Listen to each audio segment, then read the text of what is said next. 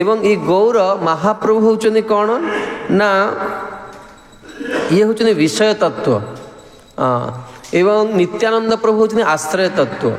विषय तत्व अर्थात कौन जहाँ को पाइबा जे जीवन आमर लक्ष्य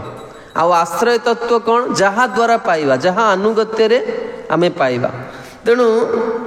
प्रथमे नित्यानंद प्रभुंकर तत्व को जानिबा जे काहांकर आश्रय रे काहांको आमे आराधना करछे। तबे प्रथम कहली जे नित्यानंद प्रभु होचनी बलराम एवं ये बलराम ये कौन करती ना संकर्षण रूप रे द्वारिकार प्रथम जिते भगवान कृष्ण ये धराभूमि अवतरण करती सेतबेले संकर्षण रूप रे द्वारिकार प्रथम चतुर्व्यूह रूप रे विराजमान है कि से द्वारिकाधीश को सेवा करती। तापरे भगवान कर ये संकर्षण आउ कौन करती ना भगवान कर प्रकाश विग्रह कारण दकसाई विष्णु रूप रे निजुक विस्तार करती एवं तापरे से ये कारण दकसाई विष्णु कौन करती ना सृष्टिर विस्तार करती एवं कारण दकसाई विष्णु कौन करती ना गर्भदकसाई विष्णु रूप रे से कौन करती पुनः प्रकट हुअन्ति एवं ए गर्भदक साई विष्णु पुनः श्री साई विष्णु रूप रे प्रति ब्रह्मांड भितर प्रवेश करके कौन करते ब्रह्मांड को उज्जीवित करती एवं ए श्री साई विष्णु अनंत देवंक रूप रे शेष रूप रे कौन करते ब्रह्मांड को मस्तक रे धारण करती। आ मस्तक रे ब्रह्मांड को धारण करे माने हाय हाय करछे आमे सेमतिया नुहे जेमति आमे ब्रज रज पकुचे मुंडरे आमे कोन जानि परछे हम मुंडरे रज अछि बोली सेमति सोरिष भली यही अनंत देव कौन करचंती संपूर्ण ब्रह्मांड को मस्तक रे धारण करचंती। अर्थात जो नित्यानंद प्रभु बलराम कर सिक्स्थ एक्सपेंशन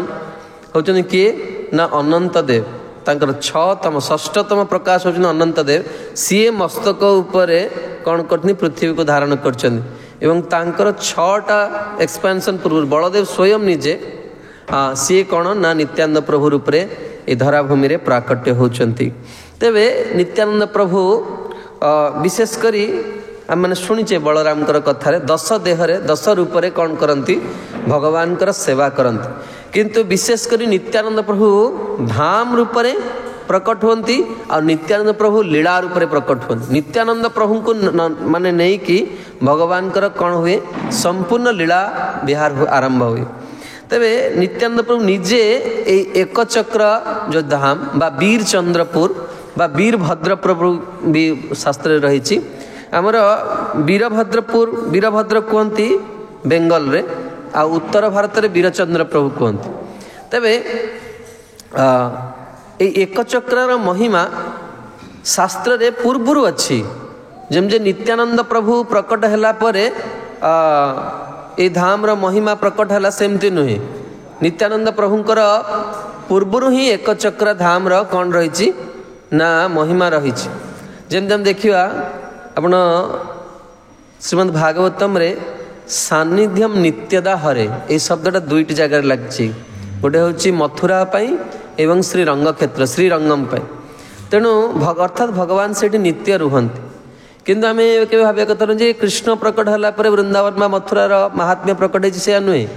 सत्य जुगरु ये क्षेत्र महिमा रही देखो नारद मुनि ध्रुव महाराज कहते तत्तात गच्छम भद्रम ते पुण्यम मधुवनम तटम शुचि हे तात हे पुत्र तुम्हें मधुवन को जाओ हाँ आउ से कौन पाइब तुम्हें ना सान्निध्यम नित्यदा हरे भगवान से नित्य निवास करते। तेबे एक चक्र धाम रो महिमा शास्त्र वर्णना कराई विशेषकर जितेबाला भगवान कुरुक्षेत्र युद्ध भूमि रे युद्ध करथुले सेतेबाला कौन ना जो दिन दुर्योधन भीष्मदेव को बहुत कटु वाक्य कहे शास्त्र कहुई जे वास्तव में जो माने स्वर्ग को जीवे से शारीरिक प्रथम लक्षण है से पाटर के कटु शब्द बाहर से इतर शब्द कहे महाराज श्री व्याख्या करते मनु संहिता वर्णना कराई जो मैंने इतर शब्द कहते से केवे स्वर्ग को जापरिना भगवान पाख तो बहुत कथा तेणु दुर्योधन बहुत कटु वाक्य भीष्मदेव को महाभागवत भीष्मदेव को कहे जे तुम्हें किभली स्वभाव लोक मु जानी पारुनी तुम्हें माने मो पक्षरे अच्छ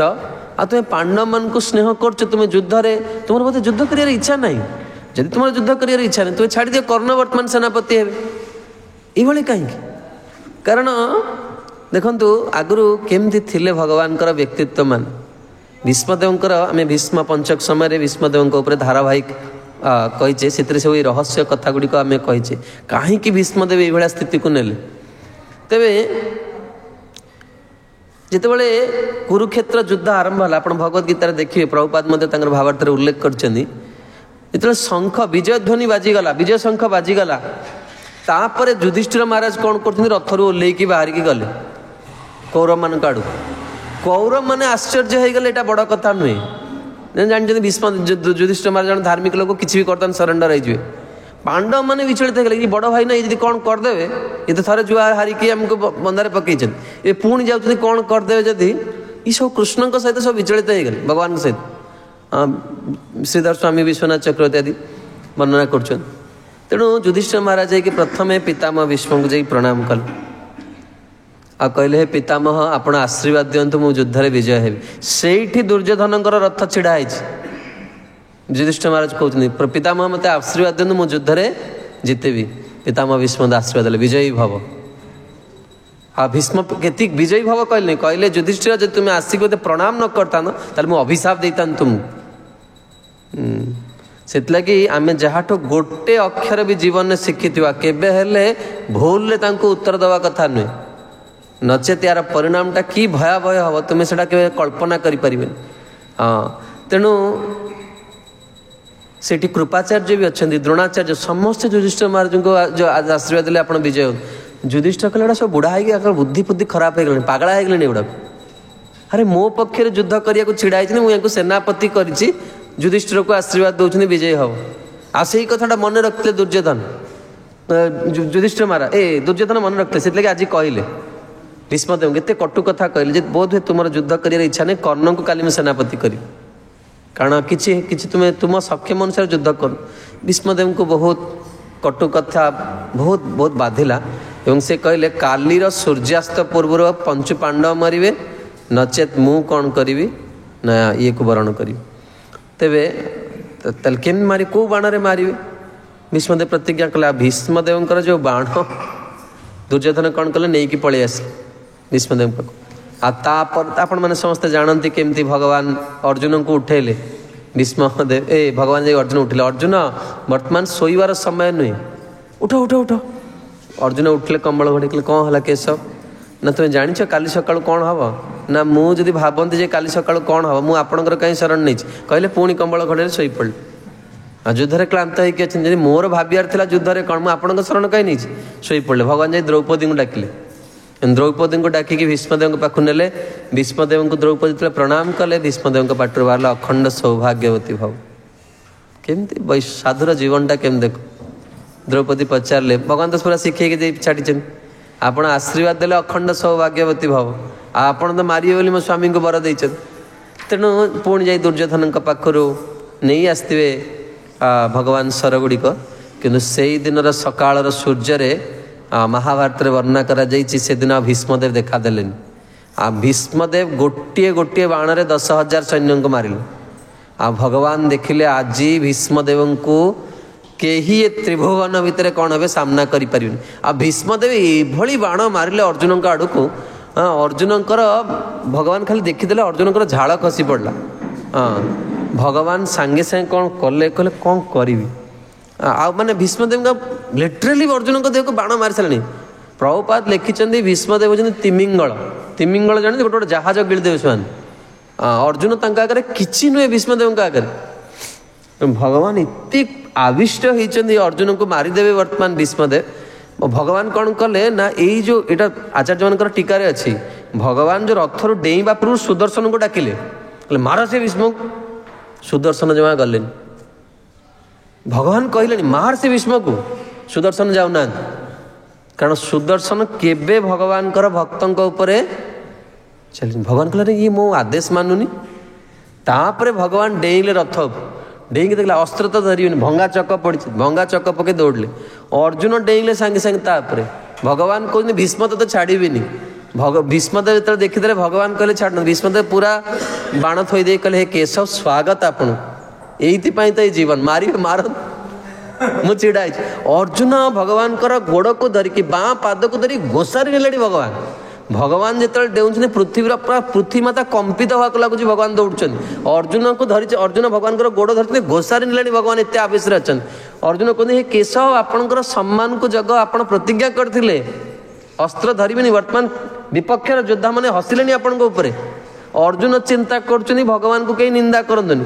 भगवान गोटे संगे अनेक कहते बाबू तू जदि अर्जुन कहते प्रभु मु मारी भीष्म को आपड़ कहीं चिंता कर भगवान कहते बाबू तू जदि मारी था मु कहीं डेली तू जदि भीष्मदेव को मारिदे मु कहीं डेली तेणु भीष्मदेव को भगवान पचारे जे भीष्मदेव आपण कहतु मुई धरली ये चक्र मोर चक्र मो बर्तमान मो जेहेतु मैं डाकी देछि या निक्षेप करिया पड़ियो कारण अस्त्र केबे हेले विफल जीवन आपण कहतु मुझे कौटी पकई क्या मारि तेणु भीष्मदेव कहले प्रभु या परे कलिजुग आसव आपण श्री चैतन्य महाप्रभु रूप में प्रकट हेबे एवं आपणकर द्वितीय शरीर श्री बलदेव जहाँ कहते बंग देश में प्रकट हेबे आपण पूर्व दिशा को ये चक्र कौन करंतु पकांतु तेणु कुरुक्षेत्र युद्ध भूमि भगवान जो चक्र को प्रेरण कले ताहा आसिकी यही वीरचंद्रपुर रे पड़ता से भगवान चक्र हिसाब से एक चक्र तार नाम है आहरी मध्य पौराणिक महाभारत रे वर्णना अच्छी जे जेतेबेले पांडव माने को युधिष्ठिर महाराज षड्यंत्र करके लाक्षागृह को पठेले विदुर से म्लेच्छ भाषा रे कहले मनुष्य गुरुदेव कहते म्लेच्छ भाषा मैंने निश्चित इंग्लीश रे कहते विदुर आओ विदुर कौन करते आगुरु जहाँ कहते गुंफा प्रस्तुत करते एवं पांडव माने से गुंफा देकी एक चक्र नामक स्थान रे आसिकी पहुँची थे आप भावतु केते बड़ टनल हो गुंफा हो तेणु पांडव माने आसिक ये गोटे वर्ष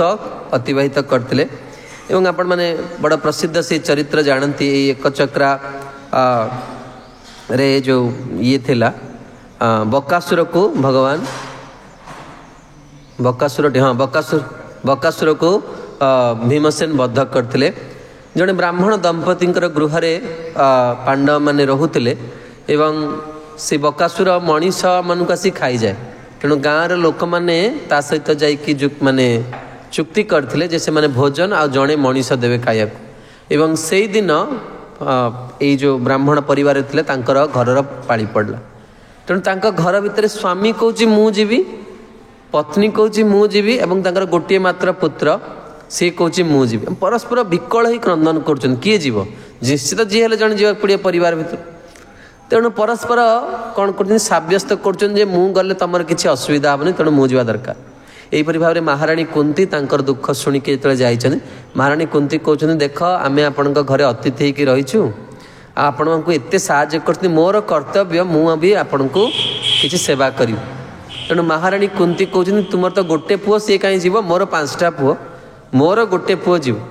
तेणु भीमसेन को पठे भीमसेन जो देखीदे खाद्य वृकोदर बहुत खुशी हो कहे किसी चिंता कर भीमसेन अधा बाटर ही सबुतिक जिनस कौन करेंगे भोजन करने एवं तापरे युद्ध कर युद्ध कला बेले भीमसेन बहुत विलंब हो जाए ये विलंब कारण महाराणी कुंती कौन कर अर्जुन को प्रेरणा कर भीमसेन को साहाय्य करने एवं अर्जुन जीवा पूर्व युद्ध क्षेत्र को से एक नाग कौन कर नाग पाशर अस्त्र प्रेरणा कर क्या उद्देश्य बकासुर उद्देश्य कि से बाण जो जाऊँगी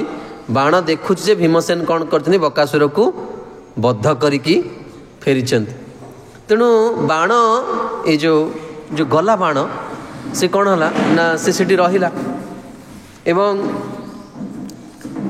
सापर भय लोक मैंने कौन हेले ना बहुत कष्ट पाउले सर्प को शास्त्र लिखाई सर्प को साधु मैंने मारिया दरकार कारण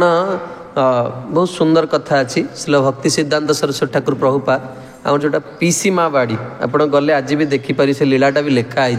से रूम आगे थे श्रील प्रभुपाद जिते से गांधर्विका गिरिधारी से ठाकुर ना सेठिकी से जाइए भक्ति सिद्धांत सरस्वती ठाकुर ପାଖରେ ପ୍ରଭୁପାଦ ଯେତେବେଳେ ଗୃହସ୍ଥ ଆଶ୍ରମରେ ଥିଲେ, ନୂତନ କରି ଯାଉଥିଲେ, ସେତେବେଳେ ଗୋଟେ ସାପ ସେଠି ବାହାରିଲା, ସନସନ୍ତିଆ ଜାଗା। ସରସ୍ୱତୀ ଠାକୁର କହିଲେ ମାର ୟାକୁ। ତେଣୁ ପ୍ରଭୁପାଦ ଚିନ୍ତା କଲେ ସାଧୁ ହେଇକି ମାରିବା ପାଇଁ ଖୋଜନ୍ତି। ତେଣୁ ତାପରେ ଯେତେବେଳେ ପ୍ରଭୁପାଦ ଆସିଛନ୍ତି ସେଠି ଭାଗବତଟା ଖୋଲିଛନ୍ତି, ସେଇଥିରେ କୁହାଯାଇଛି, ପ୍ରହ୍ଲାଦ ମହାରାଜ କହୁଛନ୍ତି ଯେ ସାପ ବୃଶ୍ଚିକ ଏମାନଙ୍କୁ ମାରିବା ଦରକାର, କାରଣ ଏମାନେ ନିରପରାଧରେ ଗୋଟେ ଜୀବକୁ ମାରିଦେବେ। ତେଣୁ ଏ ସର୍ପ ଭୟରେ ସମସ୍ତେ ବହୁତ କ'ଣ ହେଉଥିଲେ, କଷ୍ଟ ପାଉଥିଲେ। ଯେତେବେଳେ ନିତ୍ୟାନନ୍ଦ ପ୍ରଭୁ ମହାପ୍ରଭୁଙ୍କ ଆଦେଶରେ ବଙ୍ଗଦେଶରେ ପ୍ରଚାର କରିବାକୁ ଆସିଲେ, ନିତ୍ୟାନନ୍ଦ ପ୍ରଭୁ କ'ଣ କଲେ, ତାଙ୍କର ଦକ୍ଷିଣ କର୍ଣ୍ଣ, ନିତ୍ୟାନନ୍ଦ ପ୍ରଭୁ ଦୁଇଟା କାନରେ କୁଣ୍ଡଳ ପିନ୍ଧନ୍ତିନି, ଗୋଟିଏ କାନରେ କୁଣ୍ଡଳ, ଦକ୍ଷିଣ କର୍ଣ୍ଣର କୁଣ୍ଡଳକୁ କ'ଣ କରିଛନ୍ତି, ସେଇ ଯେଉଁ ସାପର ଗୁମ୍ଫା ରଖିଛନ୍ତି। ଆଜି ସେଇ କୁଣ୍ଡଳ ପ୍ରସ୍ତର ହେଇଯାଇଛି। ଆପଣ ଏକଚକ୍ରାରୁ ଯଦି ପାଖରେ ଟିକେ ବାଟ ଗାଡ଼ି କରିକି ଯିବେ, କୋଟେଶ୍ୱର ମହାଦେବ ଅଛନ୍ତି। ସେ କୋଟେଶ୍ୱର ମହାଦେବଙ୍କୁ ଯଦି ଆପଣ ଦର୍ଶନ କରିବେ, ସେଇଠି ଆଜି ବି ଏଇ ବକାସୁରର ହାତ ଚିହ୍ନ ଅଛି। ପୁରା ଲୀଳାସ୍ଥଳୀ, ସେ ଯେଉଁ ଦୀପ ମହାରାଣୀ କୁନ୍ତୀ କୋଟେଶ୍ୱର ମହାଦେବଙ୍କୁ ଯେଉଁ ପୂଜା କରିଛନ୍ତି, ସେ ଦୀପ ଅଛି। ବହୁତ ଆପଣମାନେ ଯାଇକି ଆଜି ବି ଦର୍ଶନ କରିପାରିବେ ସେସବୁ ସ୍ଥାନ। ତେଣୁ ମୁଁ କହୁଥିଲି ଯେ ନିତ୍ୟାନନ୍ଦ ପ୍ରଭୁଙ୍କର ଜନ୍ମ ପୂର୍ବରୁ ଏକଚକ୍ର ଧାମର କ'ଣ ଅଛି, ମହିମା ରହିଛି। ତେବେ ଏଇ ଶ୍ରୀମନ୍ ନିତ୍ୟାନନ୍ଦ ପ୍ରଭୁ ହେଉଛନ୍ତି କ'ଣ ନା ମହାପ୍ରଭୁଙ୍କର ଯେଉଁ ଅଭିଳାଷ, ସେଇ ଅଭିଳାଷକୁ ପୂର୍ତ୍ତି କରିବା ପାଇଁ ନିତ୍ୟାନନ୍ଦ ପ୍ରଭୁଙ୍କର ଯାହା କୁହନ୍ତି ଅବତାର। ଯେମିତି ଆମେମାନେ ଦେଖିବା ଯେ ଶ୍ରୀମଦ୍ ଭଗବତ ଗୀତାରେ ଭଗବାନ କହିଲେ ସର୍ବଧର୍ମାନ୍ ପରିତ୍ୟଜ୍ୟ ମାମ୍ ଏକମ୍ ଶରଣଂ ବ୍ରଜ। କିନ୍ତୁ ଭଗବାନ କୃଷ୍ଣଙ୍କୁ ସମୟ ନଥିଲା ସର୍ବଧର୍ମାନ୍ ପରିତ୍ୟଜ୍ୟ ଆଚରଣ କରିକି ଦେଖିବା ପାଇଁ। ସେଥିପାଇଁ ଭଗବାନ ଯେତେବେଳେ ସ୍ୱଧାମକୁ ଫେରିଗଲେ, ବ୍ରଜେନ୍ଦ୍ର ନନ୍ଦନ ଯେଇ ଶଚୀସୁତ ହଇଲ ସେଇ ବଳରାମ ହଇଲ ନିତାଇ। ତେବେ ଏଇ ବଳରାମଙ୍କର ନିତ୍ୟାନନ୍ଦ ପ୍ରଭୁଙ୍କ ବିଷୟରେ ଆମମାନେ ଶୁଣିବା। ଗୋଟେ ବହୁତ ସୁନ୍ଦର କଥା କୁହାଯାଇଛି, କାରଣ ମୁଁ ଆପଣମାନଙ୍କୁ ଗତକାଲି ସନ୍ଧ୍ୟାରେ ବି ନିବେଦନ କରିଥିଲି। ଏଇ ନିତ୍ୟାନନ୍ଦ ପ୍ରଭୁଙ୍କର ଚରିତ୍ର ବଡ଼ ଦୁର୍ଗମ। ପ୍ରାୟତଃ ଅନେକ ନିତ୍ୟାନନ୍ଦ ତ୍ରୟୋଦଶୀରେ ମୁଁ ଏଠି ରୁହେ, ମୁଁ କେବେ ବି କଥା କହିନି, ଆଜି ପ୍ରଥମ ଥର ପାଇଁ ନିତ୍ୟାନନ୍ଦ ତ୍ରୟୋଦଶୀରେ କଥା କହୁଛି। କାରଣ ନିତ୍ୟାନନ୍ଦ ପ୍ରଭୁଙ୍କର ତତ୍ତ୍ୱକୁ ବୁଝିବା ଲୋକ କ୍ଲାସ୍ରୁ ଉଠିକି ପଳେଇବେ, ବସିପାରିବେନି ଧୈର୍ଯ୍ୟର ସହିତ, ଏତେ ଦୁର୍ଗମ। ଆଉ ତାଙ୍କ ପାଖରେ ଚାବିକାଠି, ପ୍ରେମ ବସ୍ତୁଟା ତାଙ୍କର, ସିଏ ହେଉଛନ୍ତି ଭଣ୍ଡାରୀ। ଏଠି ଧୈର୍ଯ୍ୟ ଧରି ଶୁଣିପାରିବେନି ବ୍ୟକ୍ତି। ତେଣୁ ଗୋଟେ ସୁନ୍ଦର ପଦ ବଙ୍ଗଳାରେ କୁହାଯାଏ, ବାଉଲ ବାଉଲ বলে কি হবে, বাউল হয়েছে কোন জন। ମୁଁ ଭକ୍ତିରେ ପାଗଳ ହେଇଯିବା ପାଇଁ ଚାହୁଁଛି, ଭକ୍ତିକୁ ମୁଁ ଆସ୍ୱାଦନ କରିବାକୁ ଚାହୁଁଛି। ଏଇଟା କହିଲେ କ'ଣ ମିଳିବ? ଗାଏରେ ଧୂଲି ଲାଗାଲେ କିଏ ଗୌର ଗୌର ମିଳିତେ ପାରିବ। ମାନେ ଲୋକମାନେ କୁହନ୍ତି ଯେ ସେମାନେ କ'ଣ କରନ୍ତି, ଶୁଣିଛନ୍ତି ଯେ ବୈଷ୍ଣବମାନଙ୍କର ପଦରଜ ନେଲେ ଭଗବାନ ପ୍ରାପ୍ତ ହେଇଯାଆନ୍ତି। ତେଣୁ ସେମାନେ କ'ଣ କରନ୍ତି, ଜବରଦସ୍ତି ତାକୁ ମାଡ଼ି ବକ୍ସିକି ତା ପାଦ ଧୂଳି ନେବେ। ଗାଏରେ ଧୂଲି ମାଖିଲେ କି ଗୌର ମିଳିତେ ପାରିବ, ଏଇଟା ତତ୍ତ୍ୱ ନୁହେଁ। ତତ୍ତ୍ୱ ହେଉଛି କ'ଣ, ଆମେ ଶୁଣିବା ଆଜି। ତେବେ ପ୍ରଥମରୁ ଆରମ୍ଭ କରୁଛି। ଏଇ ନିତ୍ୟାନନ୍ଦ ପ୍ରଭୁ ବା ବଳରାମ, ୟାଙ୍କର ଅର୍ଥ ହେଉଛି ସେବା। ଆଉ ସେଟା କ'ଣ, ପ୍ରୀତିପୂର୍ଣ୍ଣ ସେବା। এই সেবার মূর্তিমন্ত কলেবর হচ্ছেন শ্রী বলরাম, শ্রী লক্ষ্মণ এবং শ্রী নিত্যানন্দ। তেবে এই নিত্যানন্দ প্রভুঙ্কর জন্ম যাহা মু কহিলি মাঘ শুক্ল ত্রয়োদশী 1474 খ্রিস্টাব্দ 12 জানুয়ারি পশ্চিমবঙ্গ বীরভূম জেলার নিত্যানন্দ প্রভু প্রকট হয়েছিল জানুয়ারি 12 তারিখ। তেবে नित्यानंद प्रभु विषय बहुत सुंदर लिखिंट वृंदावन दास ठाकुर। आ वृंदावन दास ठाकुर बिना नित्यानंद प्रभु चरित्र कहीं कहीपर। वृंदावन दास ठाकुर नित्यानंद प्रभु कृपार प्रकट होती। आ सी हूँ व्यास अवतार, व्यासदेव ही नित्यानंद रूप में प्रकट होती। समस्ते गाइबा बड़ मंगलमय ये पद। शुभ मुहूर्त शुभ लग्न आसिकी पहुँची भगवान अवतार समय। जय जय श्री कृष्ण चैतन्य कृपा सिंधु। जय जय श्री कृष्ण चैतन्य कृपा सिंधु। जय जय नित्यानंद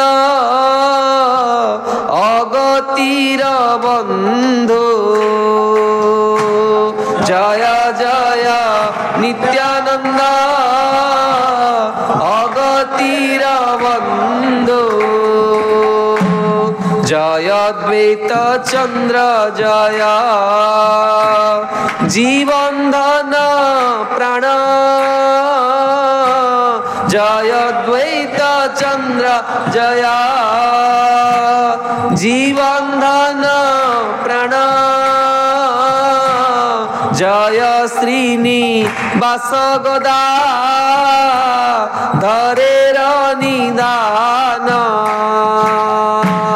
जय श्रीनिवास गदा धरेर निदान। जो पद गुड़ाक लिखिंट व्यासअवतार ए बहुत रहस्य अच्छी। नित्यानंद प्रभु को कौन कहले? अगतिर बंधु, जार जीवन रे गति नाई। मैंने आप अनुभव कर कौन सी जगह को जाइए गाड़ी रे आप रास्ता भूली जाइए, जुआड़े जाऊँ मेन रोड को छुई पारना, जंगल भितर बुली चलते से आप खोजुए क्या किए गोटे आसिक कहीदे रास्ता कौ पड़े। एवं सीना गूगल मैप हो गला, आगुरी पुराना समय लोक 15-20 किलोमीटर जंगल भितर पड़े जाते पशि जाते भूल रास्तार चलुए चलुए चलुए। हाँ सेमती मनुष्य जीवन रे व्यक्ति कौन हुए जीवन में अनेक भूल कार्य कर गति मिले से जान से कौन निश्चित भाव में वर्तमान कौन है मोर मनुष्य जीवनटा विफल हो गला। अनेक बाहर लोकों कथा कौन कह, भक्त समाज लोक कह ये जीवन भगवान पाई हो जहाँ मु जीवन में आचरण कली प्रभु को मुझे पाइबी एटा केबे आशा करि पारु। से व्यास अवतार सरस्वती पाद लिखुंट श्रील भक्ति सिद्धांत ठाकुर प्रभुपाद लिखुंट नित्य अप्राकृत लीला अवतरण करी निरंकुश स्वच्छाक्रमे करुणार भांडारी हइया श्री नित्यानंद प्रभु अवतीर्ण होइछे। कृपार वर्तमान कौन करिवे? किछि देखिबेनी, पात्र अपात्र योग्य अयोग्य किछि देखिबेनी, कृपा बांटी चलिए नित्यानंद प्रभु। एटी कहउछनी देखो नित्यानंद प्रभु महाप्रभु 12 वर्ष बड़ बयस, 12 वर्ष पूर्व नित्यानंद प्रभुंकर प्रकट होइछि। जय जगन्नाथ सचिपुत्र विश्वम्भर जय जय भक्त वृंद प्रिय अनुचर। तेणु वर्तमान कौन होइछि ना महाप्रभु जेम देखंतु भगवान आसिया पूर्व कौन करछन्ति ना तांको परिकर माननको आगुआ पठे दीछन। तापरे कौन देखछन ना फिल्म रे समस्त को देखला पर हीरो रो एंट्रीटा बहुत स्पेशल हुए। हीरो हमर बहुत डेरी रे आसी जिते को आसवे से परिस्थिति पूरा असंभाल होपर से आसिक कौन करेंगे ना समस्त को सांत्वना देवे। किंतु भगवान आसवा पूर्व भगवान जानते ना जो एकुटिया आसती से भगवान जो एकुटिया था से भारी क्रोधर था से आमर एकुटिया कृष्ण को केवे पूजा करा जाए आइदर सहित बलराम थे ना सहित राधाराणी थे। एकुटिया कृष्ण से भारी भयंकर घर स्वामी जब एकुटिया थे खाली चिड़चिड़ हो स्त्री जदि अच्छी से घर तापर पूरा समस्ते स्वामी भी शांत पिला माने घरे यदि माँ ना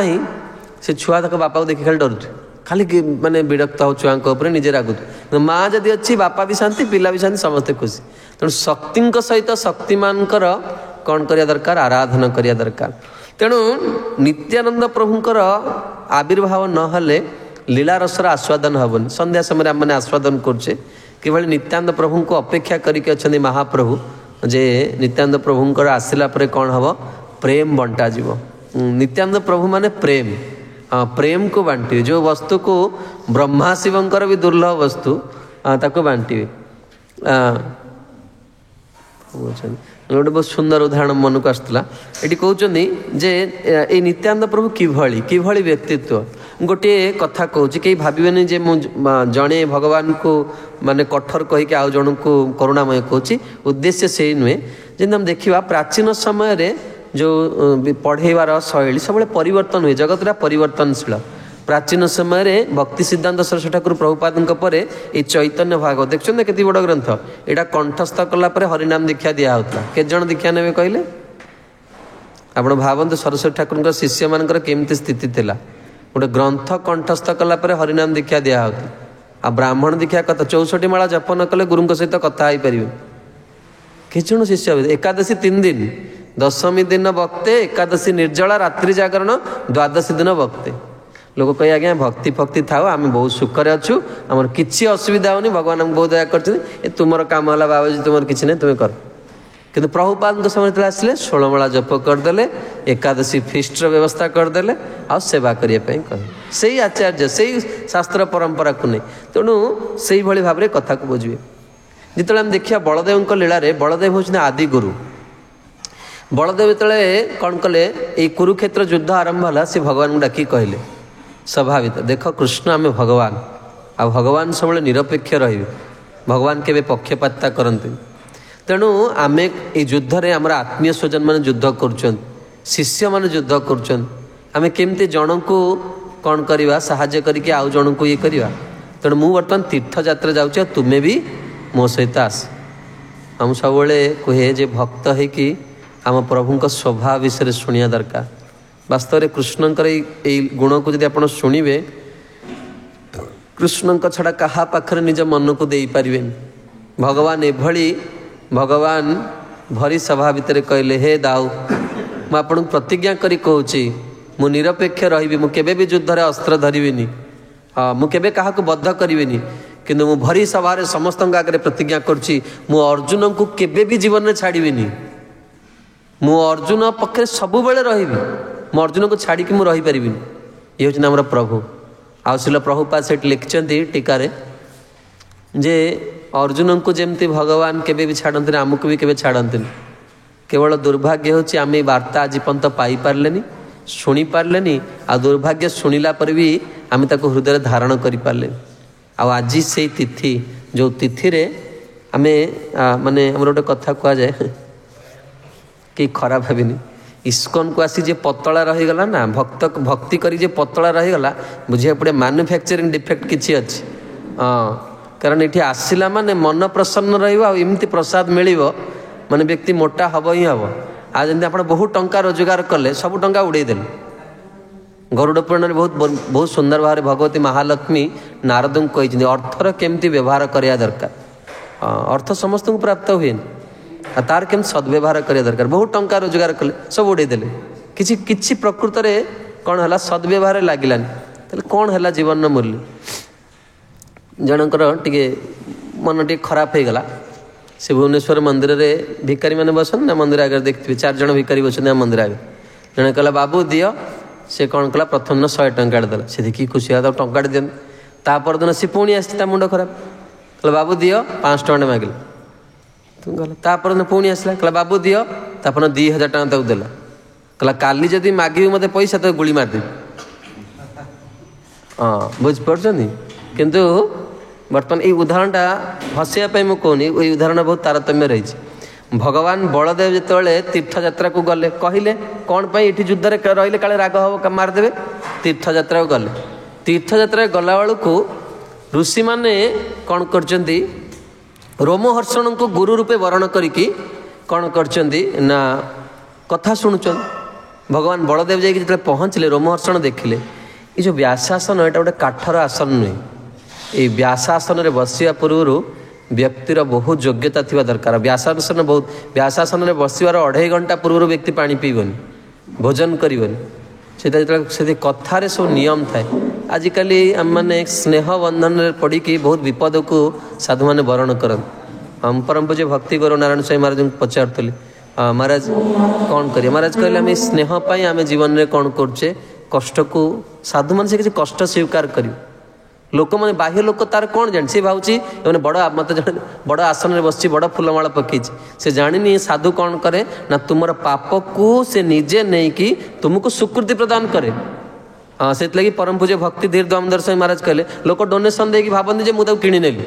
अरे बाबा तुम प्रति दया कराऊे ब्राह्मण को तुम्हें जो भिक्षा दौच से तुम दया कर संपूर्ण अनुष्ठान फल तुमको दे हाँ तुम्हें केवे भावन जे पैसा देकी तुम्हें किणी नहीं हाँ बहुत बहुत या बहुत ये जो एटा छोटिया जिनस आप बसते आप जापर ये संपूर्ण व्यासासन रे बस से व्यासन देव प्रतिनिधित्व कर व्यासंकर वाणी कह रूप रघुनाथंकर से दायाद हम ता जीवन में केबे हेले निजस्व सुखर वांछा करनी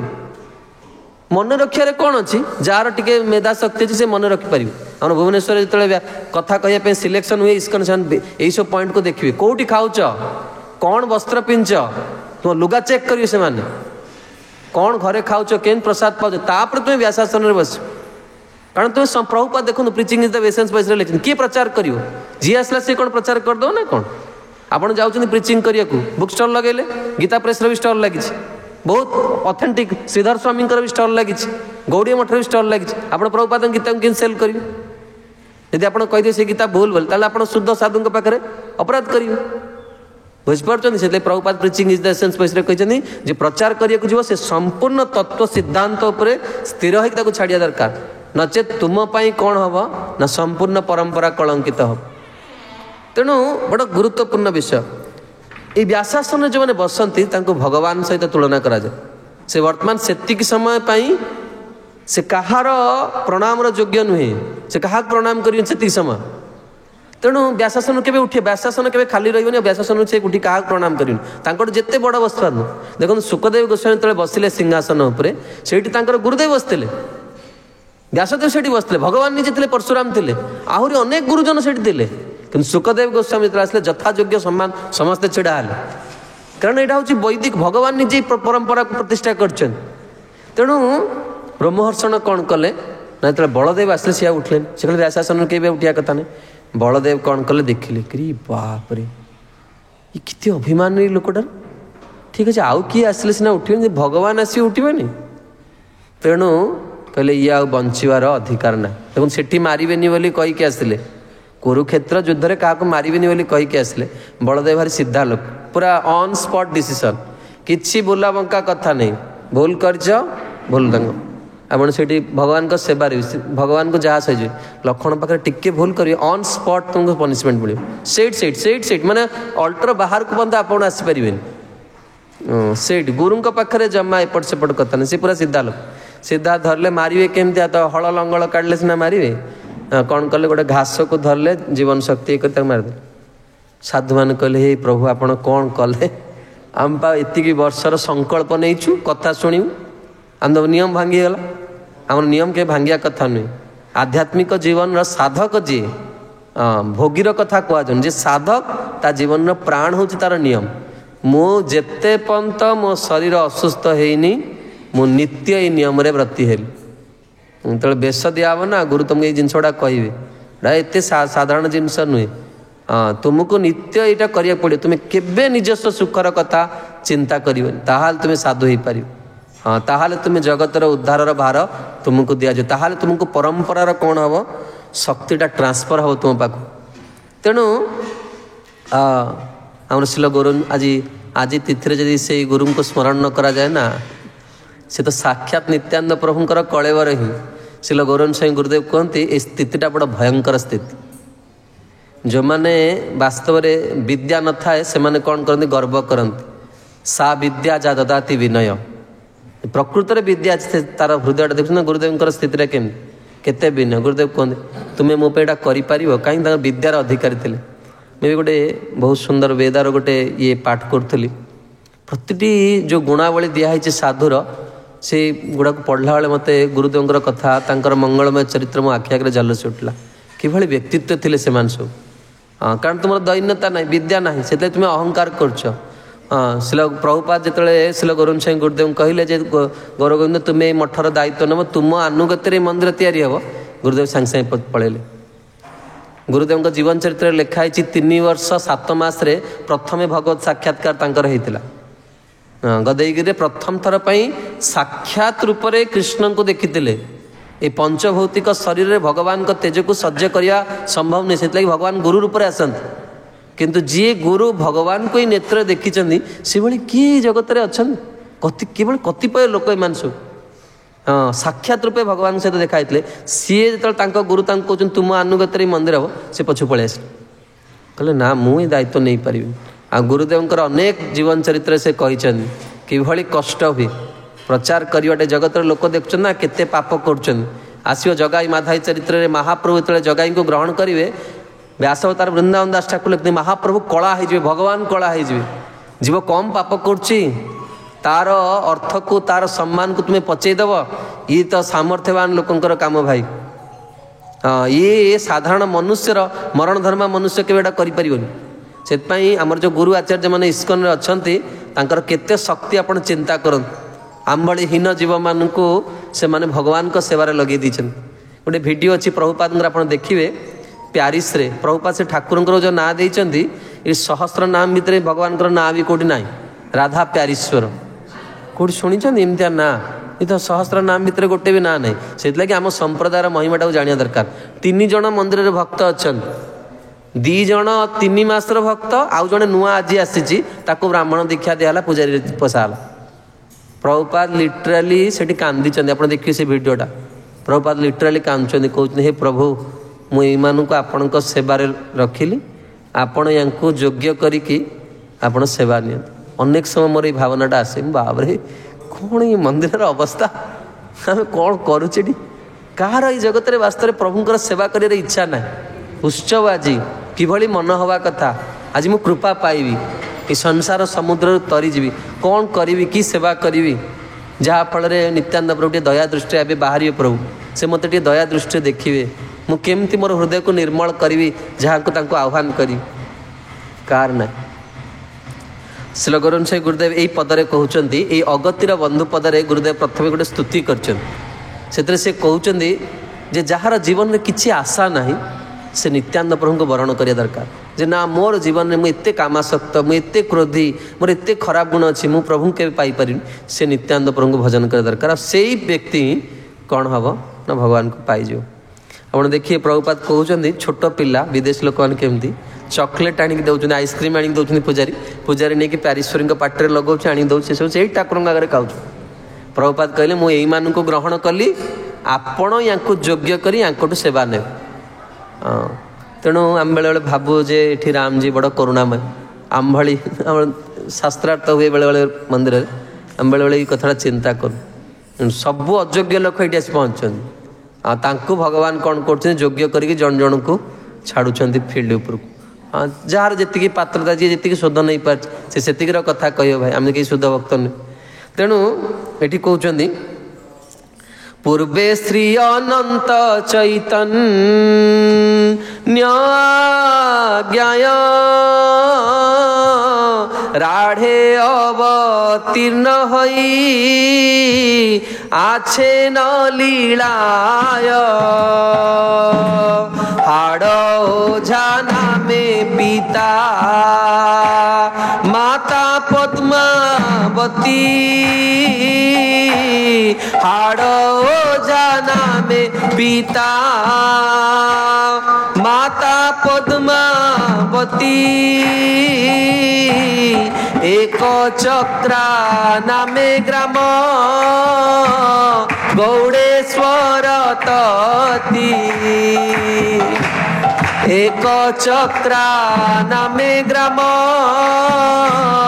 गौड़ेश्वर तती से शुभ मुहूर्त से शुभ लग्न आसिकी पहुँचला भगवान धाम वर्तमान प्रकट हेबे भगवान जहाँ निज अति प्रिय तनु प्रकट हेबे वर्तमान गौड़ देश में पृथ्वी कौन है धरणी माँ निजक सजईदेला आउ पद्मावती देवी गर्भरे हाड़ाई पंडित पद्मावती गर्भरे नित्यानंद प्रभु कौन कले एक चक्र नामक ग्राम माघ शुक्ल त्रयोदशी तिथिर मध्याह्न समय जो समय सूर्य मध्य देश में विराजमान करती नित्यानंद प्रभु समस्त जगत रे महाप्रभुंकर प्रेम को कौन करिवे दान करने पद्मावती देवी गर्भ को धन्य करी नित्यानंद प्रभु जगत रे प्रकट हेले श्रीमन नित्यानंद प्रभु की जय श्री श्री एक चक्र धाम की जय हड़ाई पंडित प्रभु की जय जगन्माता पद्मावती देवी की जय अनंत कोटि गौर परिकर वृंद की जय निताई गौर सीतनाथ प्रेमानंदे एवं जितेबले ए नित्यानंद प्रभु प्रकट थिले यांकर पिला दिनर नाम रखिथिले पितामाता नाम रखिथिले कुबेर एवं शिशु हईते सुस्थिर सुबुद्धि गुणवान जिनिया कंदर्प कोटि लावण्यर धाम सेई हईते राढ़ हईल सर्वसुमंगल दुर्भिक्ष दारिद्र्य दोष खंडिल सकल ଦେଖନ୍ତୁ ଏଇ ନିତ୍ୟାନନ୍ଦ ପ୍ରଭୁଙ୍କର ଆଶ୍ରୟ କାହିଁକି ନେବା ଦରକାର ମୁଁ ଆପଣଙ୍କୁ ଆଗରୁ ବି ପ୍ରତିପାଦନ କରିଛି ସନ୍ଧ୍ୟା ସମୟରେ। ଆମର ଏଇ ଗୌଡ଼ୀୟ ସମ୍ପ୍ରଦାୟରେ ବି ଗୌର ଗଦାଧରଙ୍କର ଉପାସନା ଅଛି। ଭକ୍ତିବିନୋଦ ଠାକୁର ଲେଖିଛନ୍ତି ବନ୍ଦେ ଗୌର ଗଦାଧରମ, ଯାହା ବି ହଉ, କିନ୍ତୁ ଶ୍ରୀଲ ପ୍ରଭୁପାଦ ଆମକୁ ଗୌର ନିତ୍ୟାନନ୍ଦଙ୍କର ଉପାସନା ଦେଇଛନ୍ତି। ପ୍ରତି ଅଲ୍ଟରରେ ମନ୍ଦିରରେ ଗୌର ନିତ୍ୟାନନ୍ଦଙ୍କର ଉପାସନା ରହିବ, ମହାପ୍ରଭୁଙ୍କର ବିଗ୍ରହ ରହିବ। ଆମର ତ ଶ୍ରୀଲ ଗୌରବଂଶ ଗୁରୁଦେବ କୁହନ୍ତି ଯେଉଁ ମନ୍ଦିରରେ ମହାପ୍ରଭୁ ନାହାନ୍ତି ସେଇ ମନ୍ଦିରକୁ ଗୌଡ଼ୀୟ ବୈଷ୍ଣବ ଯିବା କଥା ନୁହେଁ। ମହାପ୍ରଭୁ ହେଉଛନ୍ତି ଆମର ପ୍ରାଣ। ତେଣୁ ଏଇ ନିତ୍ୟାନନ୍ଦ ପ୍ରଭୁ ବା ଶ୍ରୀ ଗୁରୁ ୟାଙ୍କର କୃପା ପାଇଲେ ଆଜିର ସମାଜରେ ତ ଶିକ୍ଷା ହିଁ ନାହିଁ। ଏଇଟା କେବଳ ଶ୍ରୀଲ ଗୌରବଂଶ ଗୁରୁଦେବଙ୍କର ଶିକ୍ଷା ସିଦ୍ଧାନ୍ତ ଏଇଟା। ଆଉ ୟା ବିନା ସେ କେତେ ବି ଢଙ୍ଗବାଜି କରୁ ସେ କେବେ ହେଲେ ଜୀବନରେ ଭଗବାନଙ୍କୁ ହୃଦୟରେ ରଖିପାରିବନି। ମନେ ରଖିଥିବେ, ଭଗବାନ ଆମ ଆଖି ଆଗରେ ଭଗବାନ ଶ୍ରୀ ଗୁରୁ ରୂପରେ ଆସିଛନ୍ତି। ଆଉ ଯେ ଶ୍ରୀ ଗୁରୁଙ୍କୁ ଆଦର କରିପାରିଲାନି, ଶ୍ରୀ ଗୁରୁଙ୍କୁ ସେବା କରିପାରିଲାନି, ସେ ସଂସାରରେ ଯାହାର ସେବା କରୁ, ଯାହାର ଗୁଣଗାନ କରୁ, ତାକୁ ଗୋଟେ ମୂର୍ଖ ବୋଲି କୁହାଯିବ। ଯେଉଁ ସନ୍ତାନ ତାର ପିତାର ମହିମାକୁ ବୁଝିନି ସେ କି ସନ୍ତାନ? ସେ ହଜାର ଲୋକର ଗୁଣଗାନ କରୁ, ତାର କ'ଣ ବୁଦ୍ଧି ରହିଛି? ଯିଏ ପରମ୍ପରାରେ ଆସିକି ନିଜ ପରମ୍ପରାର ମହିମାଟାକୁ ବୁଝିପାରିଲେ ସେ ଅନ୍ୟ ପରମ୍ପରାର ଜିନିଷ କରୁଛି, ତାର କ'ଣ ଅସ୍ତିତ୍ୱ ରହିଛି? ମୂଲ୍ୟହୀନ ବ୍ୟକ୍ତି। ପଛରେ ସେ ହତାଶ କରେ, ମୁଁ ପଛରେ ଆଉ ଆଖି ବର୍ତ୍ତମାନ କାନ୍ଦିଲା ବେଳକୁ କ'ଣ ଅଛି? ଯେତେବେଳେ ସମୟ ଥିଲା ତ ତୁମେ ସଜାଗ ହେଇପାରିଲ। ତେଣୁ ବୁଦ୍ଧିମାନ ବ୍ୟକ୍ତି କ'ଣ କରେ? ଠିକ୍ ସମୟରେ ଠିକ୍ କାର୍ଯ୍ୟ କରେ। ଏ ନିତ୍ୟାନନ୍ଦ ପ୍ରଭୁଙ୍କୁ ଜଣେ ଆଶ୍ରୟ କଲେ କ'ଣ ହେବ ନା ତାର ଜୀବନରେ କେବେ ହେଲେ ବାଧା ଆସିବନି। ତାକୁ ସଂସାର ଶତ ଶତ ବାଧା କ'ଣ କରୁ ପଡ଼ୁ, କିନ୍ତୁ ନିତ୍ୟାନନ୍ଦ ପ୍ରଭୁଙ୍କର କୃପାରେ କ'ଣ ହେବ? ଶୁଭ ବୁଦ୍ଧି, ଶୁଭ ବାସନା ଆସିବ ମନରେ, ଶୁଭ ବାସନା ଆସିବ ନିତ୍ୟାନନ୍ଦ ପ୍ରଭୁଙ୍କର। ତେଣୁ ନିତ୍ୟାନନ୍ଦ ପ୍ରଭୁ ଶିଶୁ ହଇତେ ସୁସ୍ଥିର ସୁବୁଦ୍ଧି ଗୁଣମାନ, ବଡ଼ ଗମ୍ଭୀର ଆଧ୍ୟାତ୍ମିକ ଜୀବନଟା। ଶ୍ରୀମଦ୍ ଭାଗବତରେ ପ୍ରାୟ 4ଟି ସ୍ଥାନରେ ଏହି କଥା ଭଗବାନଙ୍କର ଭକ୍ତମାନେ ବର୍ଣ୍ଣନା କରିଛନ୍ତି। ଧ୍ରୁବ ମହାରାଜ କହିଛନ୍ତି, ପ୍ରହ୍ଲାଦ ମହାରାଜ କହିଛନ୍ତି, ନାରଦ ମୁନି କହିଛନ୍ତି, ଅମ୍ବରୀଶ ମହାରାଜ କହିଛନ୍ତି ଯେ ଶିଶୁ କାଳରୁ ଯେଉଁମାନେ ମହାନ ଭକ୍ତ ସେମାନେ କେବେ ହେଲେ କ'ଣ ହୁଅନ୍ତି? ଚଞ୍ଚଳ ହୁଅନ୍ତିନି। ହାସ୍ୟ ପରିହାସ ଚଞ୍ଚଳତା ଯାହା ପାଖରେ ଥିବ ଭକ୍ତି ମହାରାଣୀ ତା ହୃଦୟରେ ସ୍ଥିର ହେଇକି ରହିବେନି। ସେଥିପାଇଁ ଭକ୍ତି ମାନେ ଗୋଟେ ଗମ୍ଭୀର ବସ୍ତୁ, ସୁସ୍ଥିର ସୁବୁଦ୍ଧି ଗୁଣବାନ, ସମସ୍ତ ଗୁଣର ଆଳୟ। ଆଉ ଜିନିଆ କନ୍ଦର୍ପ କୋଟି ଲାବଣ୍ୟର ଧାମ। କନ୍ଦର୍ପ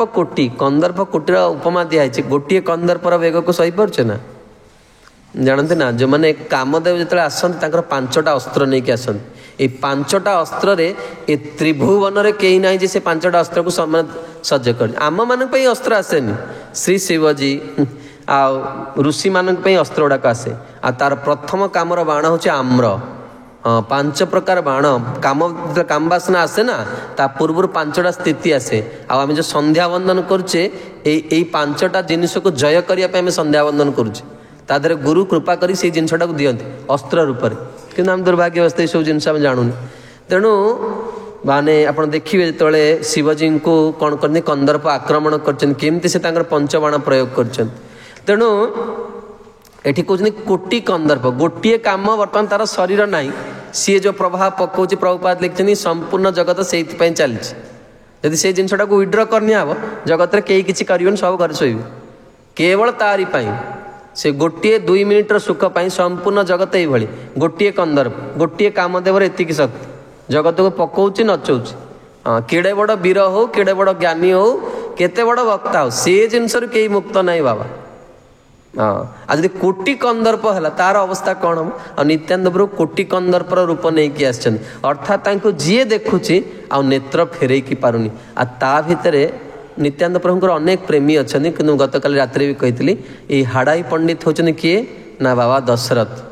ଆଉ ଏଇଭଳି ନିତ୍ୟାନନ୍ଦ ପ୍ରଭୁଙ୍କୁ ଭଲ ପାଇବେ ନା ଆପଣ ଦେଖିବେନି, ଶୁଣିବେ ଚରିତ୍ର। ଆଉ ନିତ୍ୟାନନ୍ଦ ପ୍ରଭୁ ଯେବେଠୁ ଜନ୍ମ ହେଲେ ଦେଖନ୍ତୁ, ସାଧୁ ଯେଉଁଠି ଜନ୍ମ ହୁଅନ୍ତି ସେବେଳେ କ'ଣ ହୁଏ ନା ମଙ୍ଗଳ ହୁଏ। ବୈଷ୍ଣବମାନେ ଯେଉଁଠିକି ଯାଆନ୍ତି, ଯେଉଁ ଗୃହକୁ ଯାଆନ୍ତି ସେ ମଙ୍ଗଳ ନେଇକି ଯାଆନ୍ତି। ଆଉ କ'ଣ ହେଲା ନା ଦୁର୍ଭିକ୍ଷ ଦାରିଦ୍ର୍ୟ ଦୋଷ ଖଣ୍ଡିଲ ସକଳ। ଆଗରୁ ଲୋକମାନେ ବହୁତ ମାନେ ଅଭାବ ଅନାଟନ ପଡ଼ୁଥିଲା। ତେଣୁ ନିତ୍ୟାନନ୍ଦ ପ୍ରଭୁ ଯେବେଠୁ ପ୍ରକଟ ହେଲେ ଆଉ ଦୁର୍ଭିକ୍ଷ ପଡ଼ିଲାନି, ଦାରିଦ୍ର୍ୟ ଲୋକ ସମସ୍ତେ କ'ଣ ହେଲେ ନା ଭୁରି ଯାହା କୁହନ୍ତି ଭୋଜନ ପ୍ରାପ୍ତ ହେଲେ, ଆଉ ଅର୍ଥ ବଢ଼ିବାକୁ ଲାଗିଲା ବଙ୍ଗ ଦେଶରେ।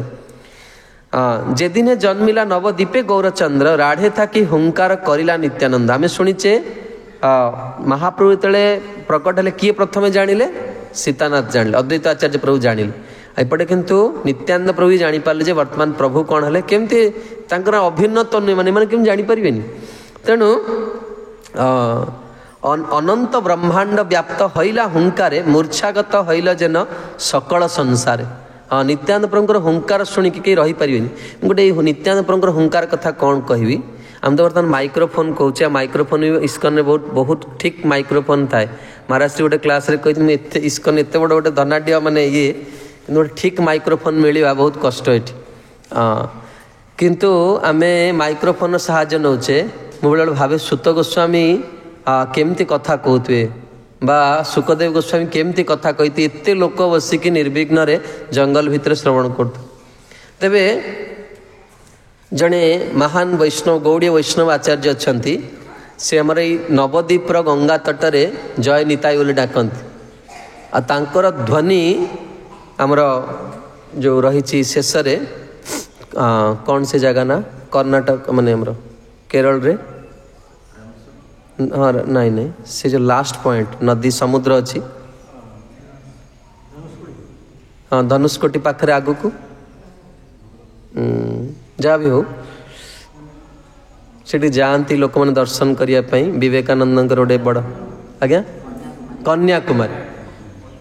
नवद्वीपर गंगा तटरे जय निताई बोली डाकती कन्याकुमारी रे से ध्वनि शुणे शुभा जाए किभली सामर्थ्य थिला साधु मानकर चिंता कर जी भक्ति करिवा ता निकट प्रचुर शक्ति थाए तेणु नित्यानंद प्रभु जो हुंकार कले संपूर्ण ब्रह्मांड व्यापिक हुंकार माने बुझी पार्छनी आपण मानु गत काली कहितली क्लास रे कामर बेग आसले लोक पागल हो जाए कि नहीं। हाँ जो जी भक्त है से कह प्रभु वर्तमान मु कौन करी हाँ मु वर्तमान साधु होइछि वर्तमान मोर स्थिति आसला मु वर्तमान कौन करी वस्त्र तो पिंधेली सी पूरा चित्कार करियो बेले बेले हाँ प्रभु वर्तमान ये संकट रे मु कौन करी आपण ही साहा ना ये बेग को सह्य करी ना मु इतर काम करी पारि हम वर्तमान कौन करी से जो बेगटा देखुछ ना से जो कष्टटा सेटा कष्ट रे लोक चित्कार करुछि भक्ति रे भी प्रेम स्थिति को पळे आसीबो गोटे कौन हुए आह्लाद प्रकट हुए सेटा को हुंकार बोली कहा जाए जे वर्तमान कौन ना प्रभु प्रकट हो गले वर्तमान जगत रे समस्ते उद्धार हो जिवे एटी कहते यही मत हेन मते आपना लुकाई नित्यानंद शिशु संगे खेला करे न आनंद नित्यानंद प्रभु कौन करते कहीं जापर स्वयं बलदेव आ शिशु मान सहित खेलुं खेलिया पूर्व ना नित्यानंद प्रभु विषय कौन कह परिकर विषय शुणी जातु नित्यानंद प्रभुंकर मुख्यतः 12 जन प्रमुख सखा अच्छा आ 12 जन होती सब बड़ प्रचारक या विषय में प्रथम शुणा दरकार भगवान ये 12 जन सखा अति प्रसिद्ध से ना होची श्रीदाम वसुदाम सुबल महाबल सुबाहु महाबाहु स्तोककृष्ण अर्जुन दाम लवंग मधुमंगल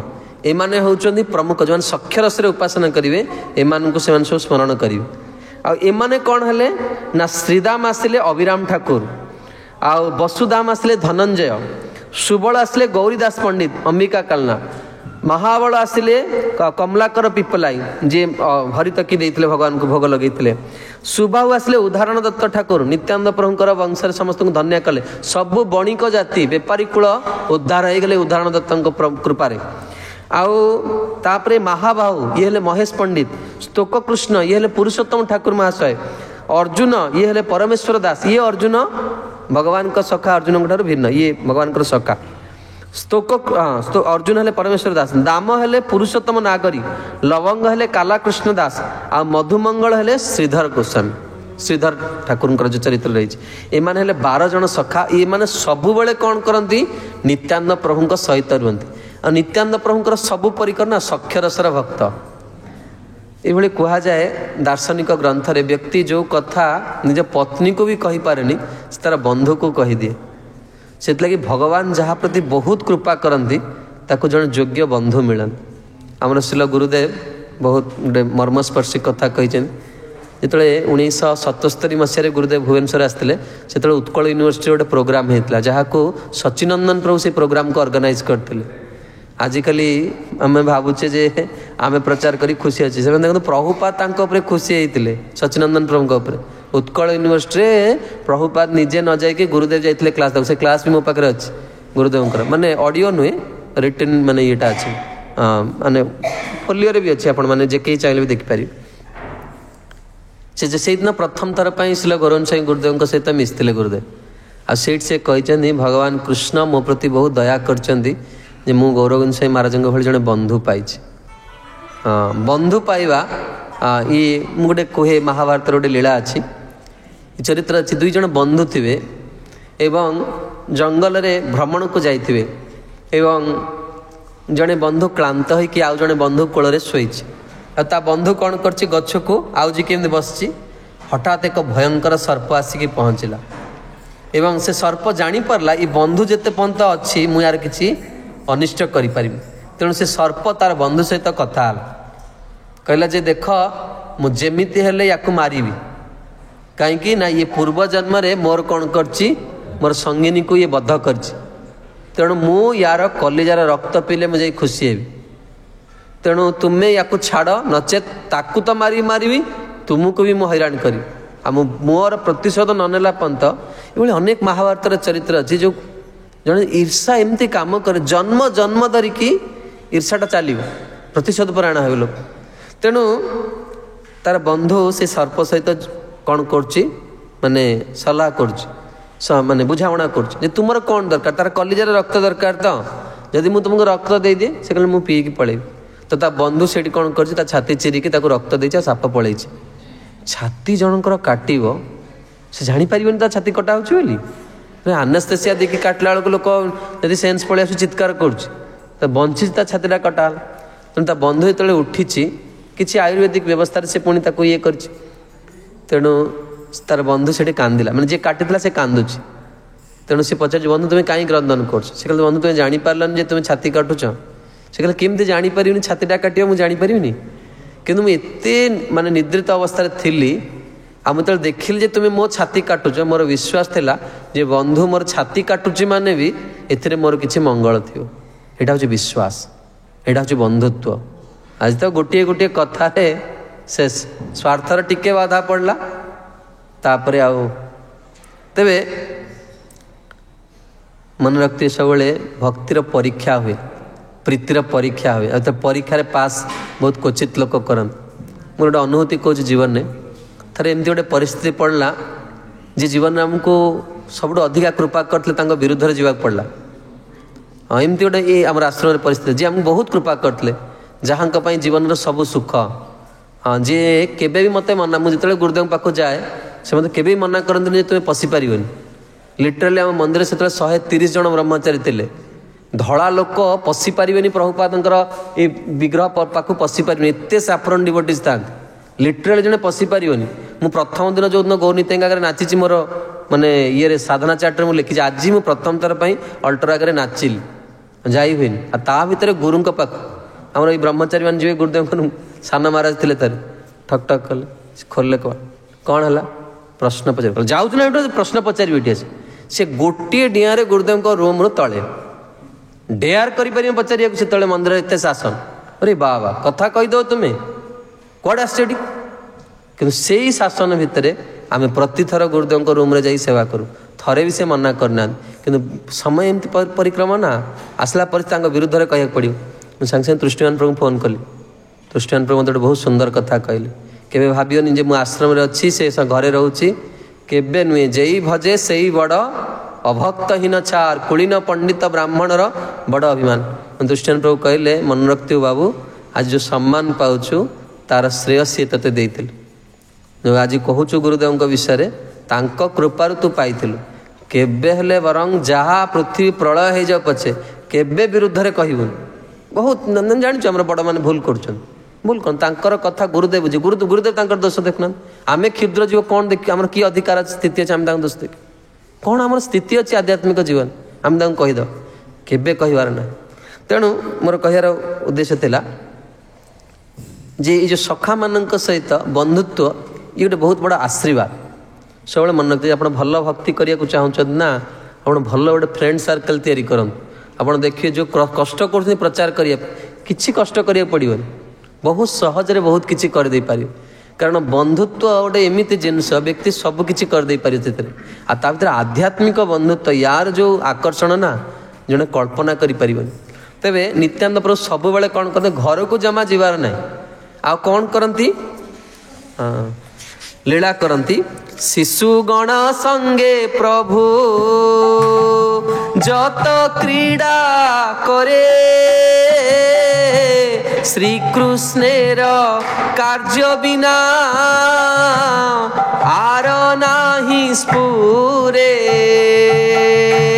শ্রীকৃষ্ণের কার্য বিনা আর নাহি। দেখুন প্রভুপাদ এপরে ବହୁତ ସୁନ୍ଦର କଥା କହିଛନ୍ତି। ନିତ୍ୟାନନ୍ଦ ପ୍ରଭୁ ତାଙ୍କର ଲୀଳା ମାଧ୍ୟମ, ନିତ୍ୟାନନ୍ଦ ପ୍ରଭୁ ଏଠି କ'ଣ କରୁଛନ୍ତି, କ୍ରୀଡ଼ା କରୁଛନ୍ତି ସଖାମାନଙ୍କ ସହିତ, କିନ୍ତୁ ଗୋଟେ ବହୁତ ମହତ୍ ଶିକ୍ଷା ଏଠି ଦେଇଛନ୍ତି। ନିତ୍ୟାନନ୍ଦ ପ୍ରଭୁ କହୁଛନ୍ତି, ନିତ୍ୟାନନ୍ଦ ପ୍ରଭୁ ଖେଳୁଛନ୍ତି କିନ୍ତୁ ଖେଳିବାର ଉଦ୍ଦେଶ୍ୟ କ'ଣ, ଭଗବାନଙ୍କୁ ସ୍ମରଣ କରିବା। ଏ ଜଗତରେ ବହୁତ ପ୍ରକାର ନିୟମ ଅଛି, କିନ୍ତୁ ସବୁଠୁ ଶ୍ରେଷ୍ଠ ନିୟମ ହେଉଛି ସ୍ମର୍ତ୍ତବ୍ୟମ୍ ସତତମ୍ ବିଷ୍ଣୁ ବିସ୍ମର୍ତ୍ତବ୍ୟ ନଃ କରିଚିତ୍। କେବେ ବି ଭଗବାନଙ୍କୁ ଭୁଲିବା କଥା, always remember Krishna, never forget him. ଭଗବାନ ଆଉ ନିତ୍ୟାନନ୍ଦ ପ୍ରଭୁ କ୍ରୀଡ଼ା କରୁଛନ୍ତି, କିନ୍ତୁ ତା ଭିତରେ କ'ଣ ନା କେଉଁ କ୍ରୀଡ଼ା କରୁଛନ୍ତି, ଯେଉଁଥିରେ ସତତ ଭଗବାନଙ୍କୁ ସ୍ମରଣ କରିହେବ। ସେଥିଲାଗି ପ୍ରଭୁପାଦ କୁହନ୍ତି, ଯିଏ ଏଇ କୌଶଳଟାକୁ ଶିଖିଗଲା ସେ ଜୀବନରେ ଜିତିଯିବ। ସେ ଯେଉଁ ଆଶ୍ରମରେ ଥାଉ, ସବୁବେଳେ ଦେଖେ ଆଶ୍ରମଟା ବଡ଼ ନୁହେଁ ଆଜ୍ଞା, ଏ ବସ୍ତ୍ର ବଡ଼ ନୁହେଁ, ତୁମର ଭାବନାଟା ବଡ଼। ମୁଁ କ'ଣ କହିବି, ଯେଉଁମାନେ ସେବା କରୁଛନ୍ତି, ଗୋଟେ ଉଦାହରଣ ଦେଉଛି, ଜାଣିଛନ୍ତି ନା ସେବକର ମୂଲ୍ୟ, ସେବକର ପ୍ରତିଦାନ ଭଗବାନ ବି ଦେଇପାରନ୍ତିନି। ସେଥିଲାଗି ଭଗବାନ ରାସପଞ୍ଚାଧ୍ୟାୟରେ କହିଲେ ନ ପାରିୟହମ୍ ନିରବଧ୍ୟ ସଂୟୁଜା, ମୁଁ ଅନାଦି କାଳ ପର୍ଯ୍ୟନ୍ତ ଯଦି ତୁମକୁ ଦେଇ ଚାଲିବି ମୁଁ ତୁମ ଋଣ କେବେ ଶୁଝିପାରିବିନି। ଗୋଟିଏ କଥା କହିକି ଲୀଳାକୁ ଯିବି। ଥରେ ଶ୍ରୀଲ ରାଧାନାଥ ସ୍ୱାମୀ ମହାରାଜଙ୍କର ବ୍ୟାସ ପୂଜା ହେଲା। ମହାରାଜ ବହୁତ ବର୍ତ୍ତମାନ ଇସ୍କନର ଜଣେ ବରିଷ୍ଠ ପ୍ରଭୁପାଦଙ୍କର ଶିଷ୍ୟ, ବହୁତ ଉଚ୍ଚ ମାନେ ସମାଜରେ ସେ ପ୍ରଚାର ପ୍ରସାର କରନ୍ତି ଏବଂ ବ୍ୟାସ ପୂଜାରେ ଗୁରୁଙ୍କୁ କିଛି ଉପହାର ଦିଆଯାଏ, ସମସ୍ତେ କୃପା ପାଇବାକୁ ଚାହାନ୍ତି। ସମସ୍ତେ ଉପହାର ଦେଲେ, ଗୋଟେ ଘର ଭର୍ତ୍ତି ହେଇଗଲା ଏବଂ ତାପରେ ବ୍ରହ୍ମଚାରୀମାନେ ସବୁ ମହାରାଜଙ୍କ ସହିତ ବସିକି ସେ ଗିଫ୍ଟ ଗୁଡ଼ା ଖୋଲିଲେ। ତେଣୁ ସବୁ ଗିଫ୍ଟ କଢ଼ା ହେଲା, ମହାରାଜ ଇଏ ଆପଣଙ୍କୁ ଏଇଟା ଦେଇଛନ୍ତି, ଏଇଟା ଠିକ୍। ଲାଷ୍ଟରେ ସବୁ ବ୍ରହ୍ମଚାରୀମାନେ ବସିକି କାନ୍ଦିଲେ। ଆଉ ସେଠି କୌଣସି ଅର୍ଡ଼ିନାରୀ ଘରର ପିଲା ସେମାନେ କେହି ନୁହେଁ, ସେମାନେ କାନ୍ଦିଲେ, କହିଲେ ଗୁରୁଦେବ ଆମେ ତ ଆପଣଙ୍କୁ କିଛି ଦେଇପାରିଲୁନି। ହଁ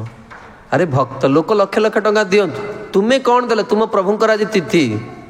ଭଗବାନ ଆଜି ଆସୁଛନ୍ତି, ଆଉ ମୁଁ ବି ଜଣେ ଭକ୍ତ କି ନାହିଁ। ମୋତେ ମନ ସବୁବେଳେ ଭାବେ ଶ୍ରୀ ସୁଭଗ ସ୍ୱାମୀ ଗୁରୁଦେବ ପ୍ରତ୍ୟେକ ଗୌରବନ ସ୍ୱାମୀ ଗୁରୁଦେବଙ୍କ ବ୍ୟାସ ପୂଜାରେ 90,000 ଲକ୍ଷ ଟଙ୍କା ଦିଅନ୍ତି। ସେ କ'ଣ ଜାଣିନାହାନ୍ତି ଗୁରୁଦେବଙ୍କ ବ୍ୟାସ ପୂଜାରେ ବହୁତ ପଇସା ଆସୁଛି। ସେ ଜଣେ ସନ୍ନ୍ୟାସୀ, ତାଙ୍କ ଗୁରୁ ଭାଇଙ୍କ ବ୍ୟାସ ପୂଜାରେ ସେତିକି ଟଙ୍କା ଡୋନେସନ୍ ଦେଉଛନ୍ତି, ଗୁରୁ ଭାଇର ବ୍ୟାସ ପୂଜାରେ। ଚିନ୍ତା କରନ୍ତୁ ଆଧ୍ୟାତ୍ମିକ ଜୀବନଟା କ'ଣ, ତୁମେ କେଉଁ ପ୍ରାକୃତ ଧରାତଳରେ ଚିନ୍ତା କରୁଛ, ଆଉ ତୁମେ କ'ଣ ଭକ୍ତିକୁ ବୁଝିବ, ତୁମେ କ'ଣ ଭକ୍ତିକୁ କାହାକୁ ପ୍ରଚାର କରି ତାକୁ ଶୁଣି କିଏ କ'ଣ କ'ଣ କରିବ ତା ଜୀବନ।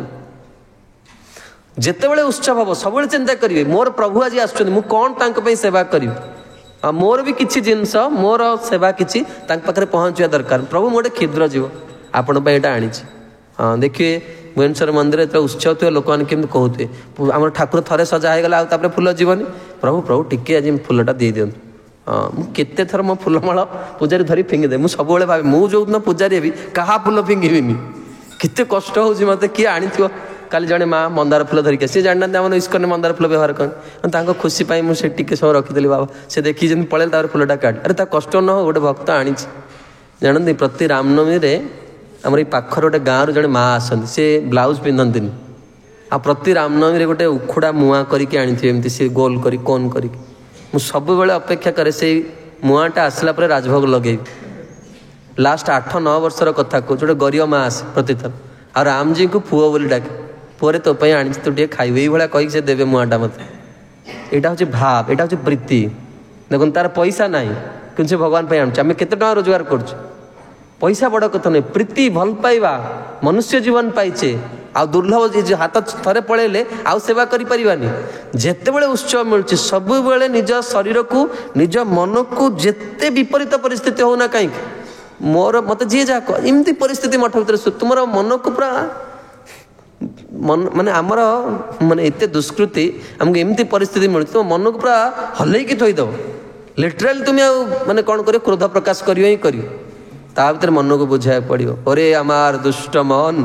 ତୁମେ ସରଳ ତ ହଲ ନା। ଦେଖରେ ତୁମେ କେମିତି ପରିସ୍ଥିତି ଆସିଗଲା, ଆଜି ସଂସାର ତରିବାର ତିଥି ତୁ ରାଗିବାକୁ ଯାଉଛୁ। ସବୁବେଳେ ମନକୁ ବୁଝେଇକି ଯଦି ରହିପାରିଲ ତାହେଲେ ବିଜୟ ପତାକା ତୁମର ଉଡ଼ିବ। ଆଦି କ୍ରୋଧ ପ୍ରକାଶ କଲା, କ୍ରୋଧ ବିନଶ୍ୟତି, ସବୁ ପଳେଇବ।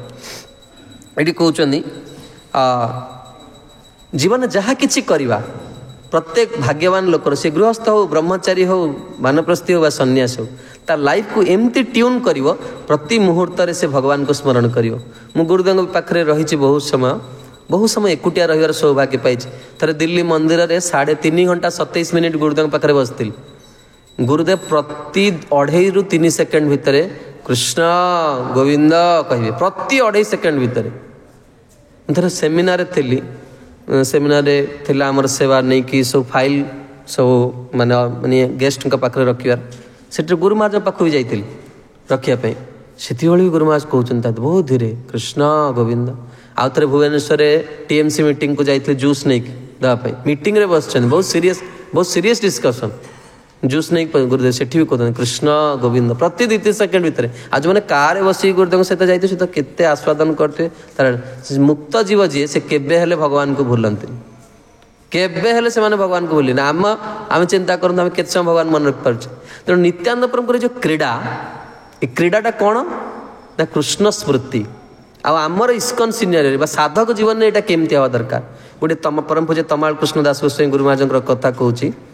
ପରମ ପୂଜ୍ୟ ତମାଳ କୃଷ୍ଣ ଦାସ ଗୋସ୍ୱାମୀ ମହାରାଜଙ୍କୁ ଯେତେବେଳେ ପ୍ରଭୁପାଦ ପ୍ରଚାର କରିବା ପାଇଁ କହିଲେ, ପ୍ରଥମେ ଫାଷ୍ଟ ଏ ଯେଉଁ ସଂକୀର୍ତ୍ତନ ବସ୍ ପରମ ପୂଜ୍ୟ ତମାଳ କୃଷ୍ଣ ଦାସ ଗୋସ୍ୱାମୀ ମହାରାଜ ଆରମ୍ଭ କରିଥିଲେ। ଆଉ ମହାରାଜଙ୍କର ଏଇ ପ୍ରଚାର ଏତେ ପ୍ରସିଦ୍ଧ ହେଲା, ମନ୍ଦିରରେ ଲିଟରାଲି ଠାକୁରଙ୍କ ସେବା କରିବା ପାଇଁ କେହି ରହିଲେନି, ମନ୍ଦିର ପୁରା ଖାଲି ହେଇଗଲା। ତେଣୁ ପ୍ରଭୁପାଦ ତମାଳ କୃଷ୍ଣ ମହାରାଜଙ୍କୁ ଡାକିକି କହିଲେ, ତମାଳ ତୁମେ ଚାଇନା ଯାଅ ପ୍ରଚାର କରିବା ପାଇଁ। ଆଉ ଚାଇନାରେ ଲିଟରାଲି ମାନେ କେତେ ଅସୁବିଧା ଆପଣ କଳ୍ପନା କରିପାରିବେନି। ତେଣୁ ତମାଳ କୃଷ୍ଣ ମହାରାଜ କହିଲେ ପ୍ରଭୁପାଦ ଯେ ମୁଁ ବର୍ତ୍ତମାନ ଜଷ୍ଟ ପ୍ରିଚିଂ ଷ୍ଟାର୍ଟ କଲି, ଜଷ୍ଟ ପ୍ରିଚିଂ ଆରମ୍ଭ ହେଇଛି, ଲୋକମାନେ ଭକ୍ତମାନେ ଏଟାକୁ ଗ୍ରହଣ କରୁଛନ୍ତି, ଆଉ ଆପଣ କ'ଣ ଚାହୁଁଛନ୍ତି ଏଇଟା କିଛି ଦିନ ଟିକେ ଷ୍ଟେବୁଲ୍ ହେଇଗଲା ପରେ ତାପରେ ଅଲଗା ଜାଗାକୁ ବି ଯାଇ ହେବ। ମାନେ ଏଇଟା ଯଦିଓ ସେ ନ କହିଲେନି, ଭାବଟା ହେଉଛି ସେଇଆ। ଆଟଲିଷ୍ଟ ତୁମକୁ ଗୋଟେ ଦାୟିତ୍ୱ ଦିଆହେଇଛି, କିପ୍ ଫେଥ୍ ଅନ୍ ହିମ୍, ସେ କିଛି କରିବେ, ତାଙ୍କୁ ଭଗବାନ କିଛି ଗୁଣ ଦେଇଛନ୍ତି, ତାଙ୍କୁ ଦେବା ଦରକାର। ସେ ପ୍ରଭୁପାଦଙ୍କ ଆଗରେ ସେଇଟା କହିଲେ। ପ୍ରଭୁପାଦ କହିଲେ ନାଇଁ ମୋର ଇଚ୍ଛା ତୁମେ ଚାଇନା ଯାଅ। ମହାରାଜ ସାଙ୍ଗେ ଗଲେ, ସାଙ୍ଗେ ବାହାରିଲେ। ଆମେ ହେଇଥିଲେ କହିଥାନ୍ତେ ଆମେ ଯାଇପାରିବୁନି, ଆମର କେତେ କଜ ଦେଖିବା। ତେଣୁ ଏଠି କହୁଛନ୍ତି ଯେ ଜୀବନର ଶୈଳୀଟା କେମିତି ହେବା ଦରକାର ନା କେମିତି ଆମେ ଭଗବାନଙ୍କୁ ସର୍ବଦା ମନେ ରଖ। ଆଉ ନିତ୍ୟାନନ୍ଦ ପ୍ରଭୁ କ'ଣ କରୁଥିଲେ ନା ଭଗବାନଙ୍କର ସବୁ କୃଷ୍ଣଙ୍କର ବାଲ୍ୟ ଲୀଳା ଗୁଡ଼ାକ କରୁଥିଲେ ସବୁ ସଖାମାନଙ୍କ ସହିତ। ଦେବତା ହେଇକି କ'ଣ କରୁଛନ୍ତି, ପୃଥିବୀର ଭାର ହରଣର ଲୀଳା କରୁଛନ୍ତି। ଆଉ କ୍ଷୀର ସମୁଦ୍ରରେ କ'ଣ କରୁଛନ୍ତି, ସମୁଦ୍ର ମନ୍ଥନର ଲୀଳା କରୁଛନ୍ତି। ମୁଁ ଏଇଟା କହିଦେଉଛି ଯେହେତୁ ଆମେ ରାମଜୀଙ୍କ ଦରବାର ଅଛେ, ରାମ ଲୀଳାଟାକୁ ବ୍ୟାଖ୍ୟା କରିବି, ଆଉ ଭଗବାନ କୃଷ୍ଣଙ୍କ ଲୀଳା ଗୁଡ଼ାକୁ ଆମେ କେବଳ ସଂକ୍ଷେପରେ ଶୁଣି ନେଇଯିବା।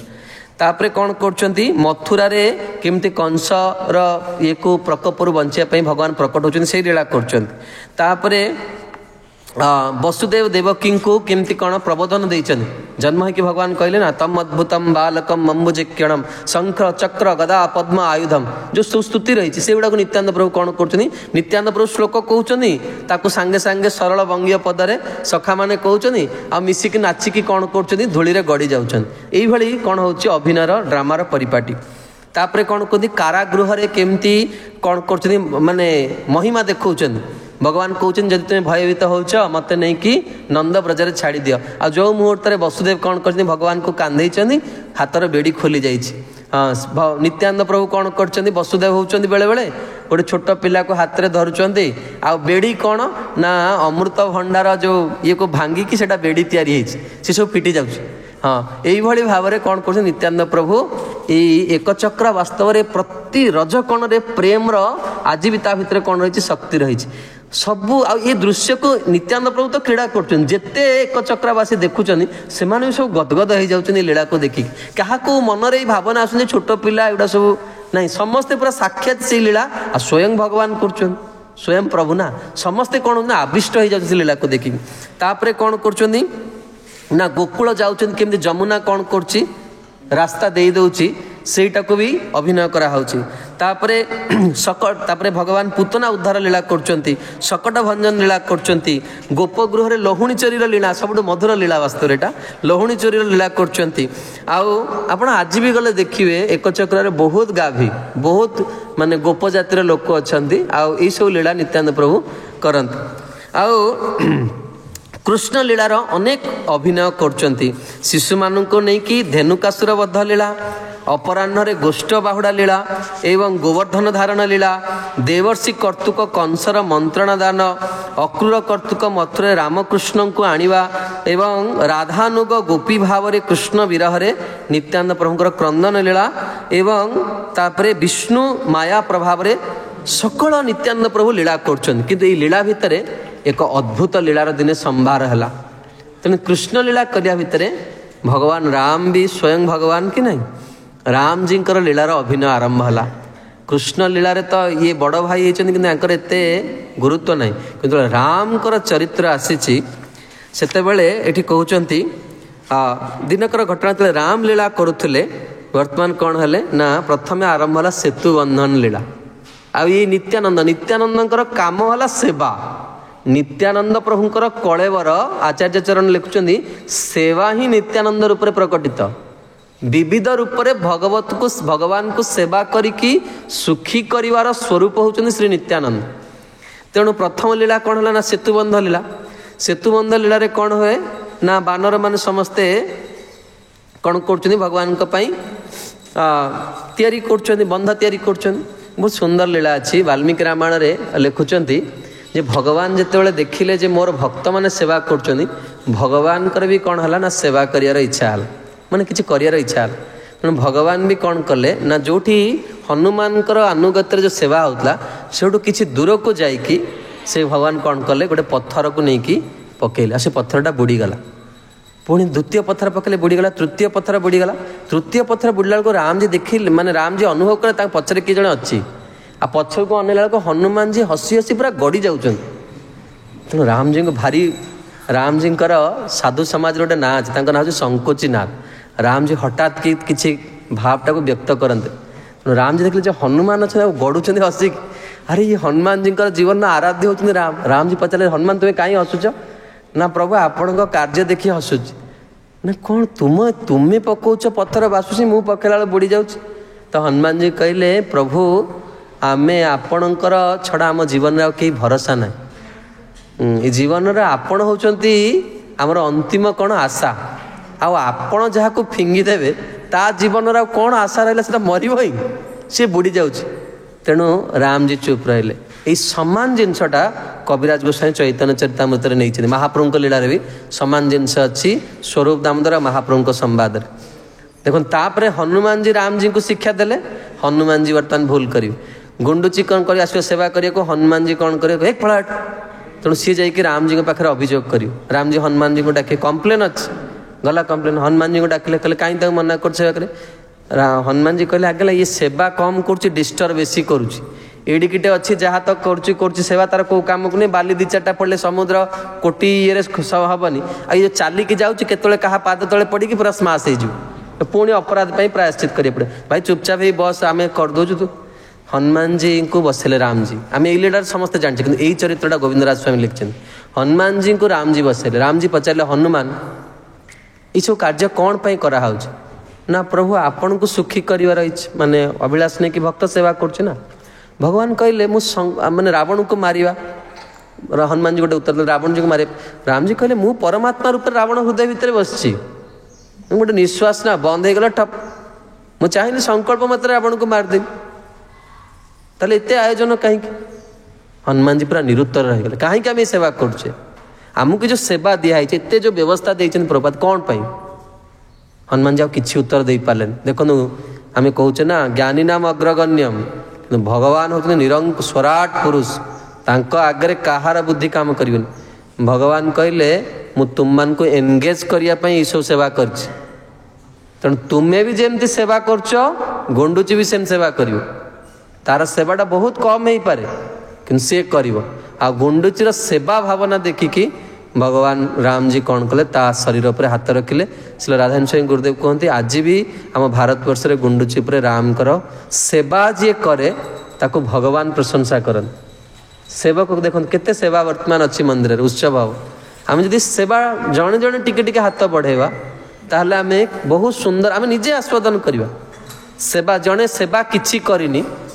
सी भगवान को बेस समय चाहिए जड़े फुलटे गुंथिकी दो से बारंबार आसी राम जी को अने जहा प्रभु मोर सेवाटा ग्रहण कर तुम सेवा जिनसा भगवान पाक पहुँच जाऊ सेवा करी भगवान खुशी हूँ माने सेवक खुशी हुए भगवान को तो अलग कथा भगवान तो सब आनंदमय सेवा करी सेवक खुशी हो जाए। तेणु ये प्रथम जो सेतुबंधर लीला कले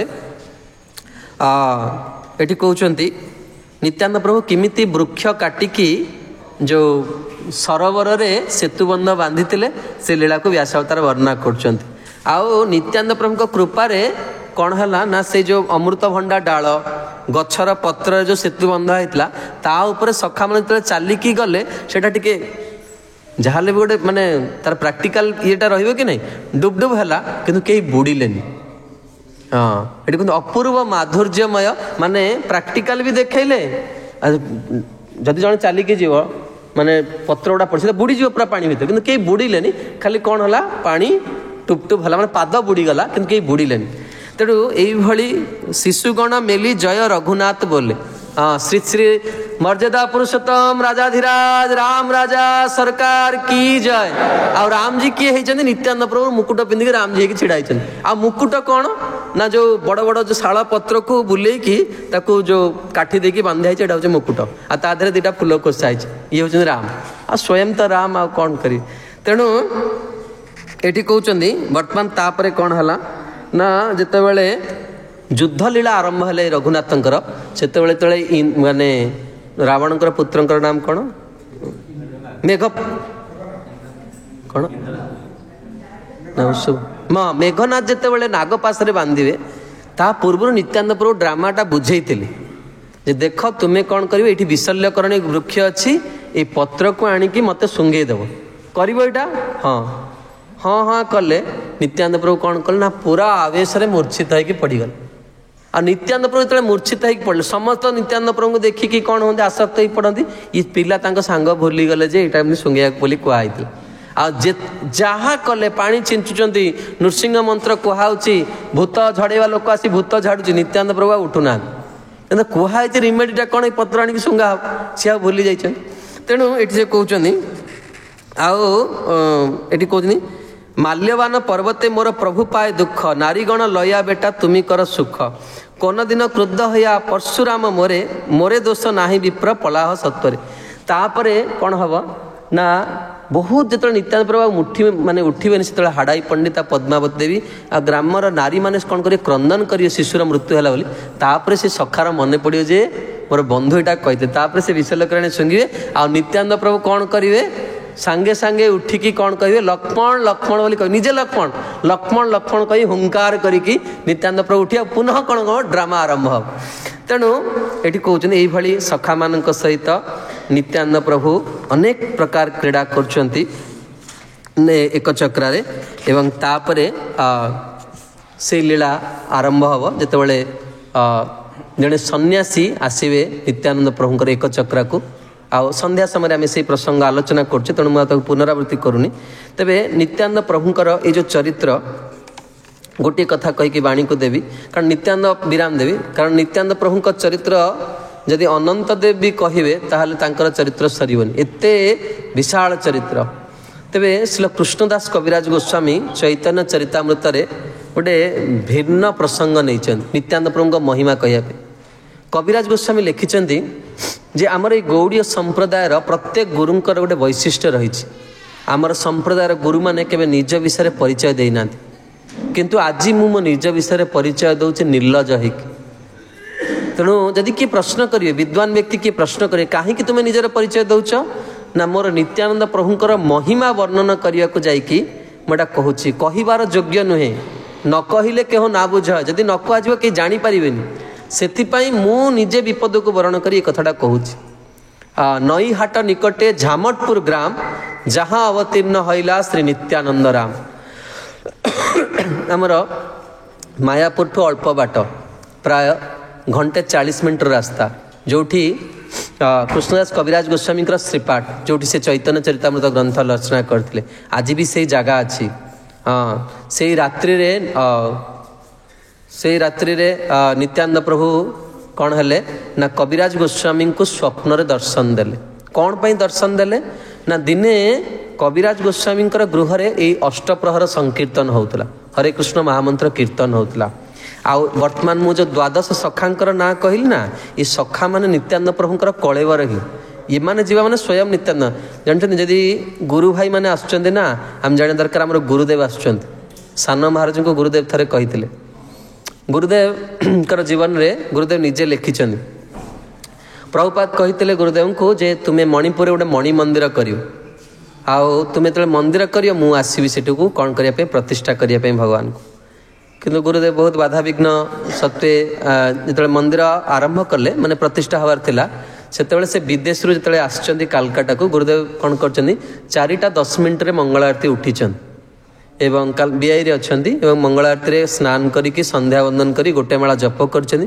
गुरुदेव को शरीर बहुत क्लांत अनुभव करिवे तेणु गुरुदेव कोन कले ना 5 मिनिट पई से बेड रे विश्राम नैचंदी एवं हठात ब्रह्म मुहूर्त से गोटे स्वप्न देखिवे जो भक्ति सिद्धांत सरस्वती ठाकुर प्रभुपाद प्रकट हे एवं कहे स्वरूप चल तुम मंदिर जावा प्रतिष्ठा करिया आओ तुम्हें तुम गुरुदेव को भी डाक हाँ तेणु आप विश्वास करें गुरुदेव से शुणिकी कालकाटा बागबजार गौड़िया मठ को जीवे आपण मैंने जानते कौन स्थिति बागबजार गौड़िया मठर जो सरस्वती ठाकुर रूम भितर सरस्वती ठाकुर फोटोटा गुरुदेव किणिकी ने आ गोटे कार करेंगे कालकाटारू जो कि सरस्वती ठाकुर जीवे कौटिकी ना मणिपुर को आप देखिए मणिपुर गौर निताई अल्टर रे गुरुदेव फोटो ना से भक्ति सिद्धांत सरस्वती ठाकुर फोटो प्रभुपाद फोटो अच्छी एवं तो विग्रह बसई दे मणिपुर किंतु से जो फोटोटा बागबजार गौड़िया मठरू गुरुदेव निजे नहीं कि जाइए जे तुम्हें चल आम प्रतिष्ठा प्रतिष्ठा है से अकिंचन प्रभु थे सान महाराज जो गुरुदेव कौन कले ना मंदिर आगु को आसले से एका समय रे परम पूज्य गोपाल कृष्ण गोस्वामी महाराज लोकनाथ महाराज जय अद्वैत स्वामी महाराज सचिनंदन स्वामी महाराज मैंने एका सांगरे देखते मणिपुर गेटा बहुत बड़ एका सांगरे सब महाराज मैंने पशुंट तेणु गुरुदेव सेठी आखिर लुह आसी जाइला आ गुरुदेव सान महाराज को कही जे मोर मते प्रभुपाद कही जे तुम्हें मंदिर प्रतिष्ठा कले मु आसबि किंतु मो गुरु भाई भितर मु प्रभुपाद को देखुची यहाँ हूँ वैष्णव समाज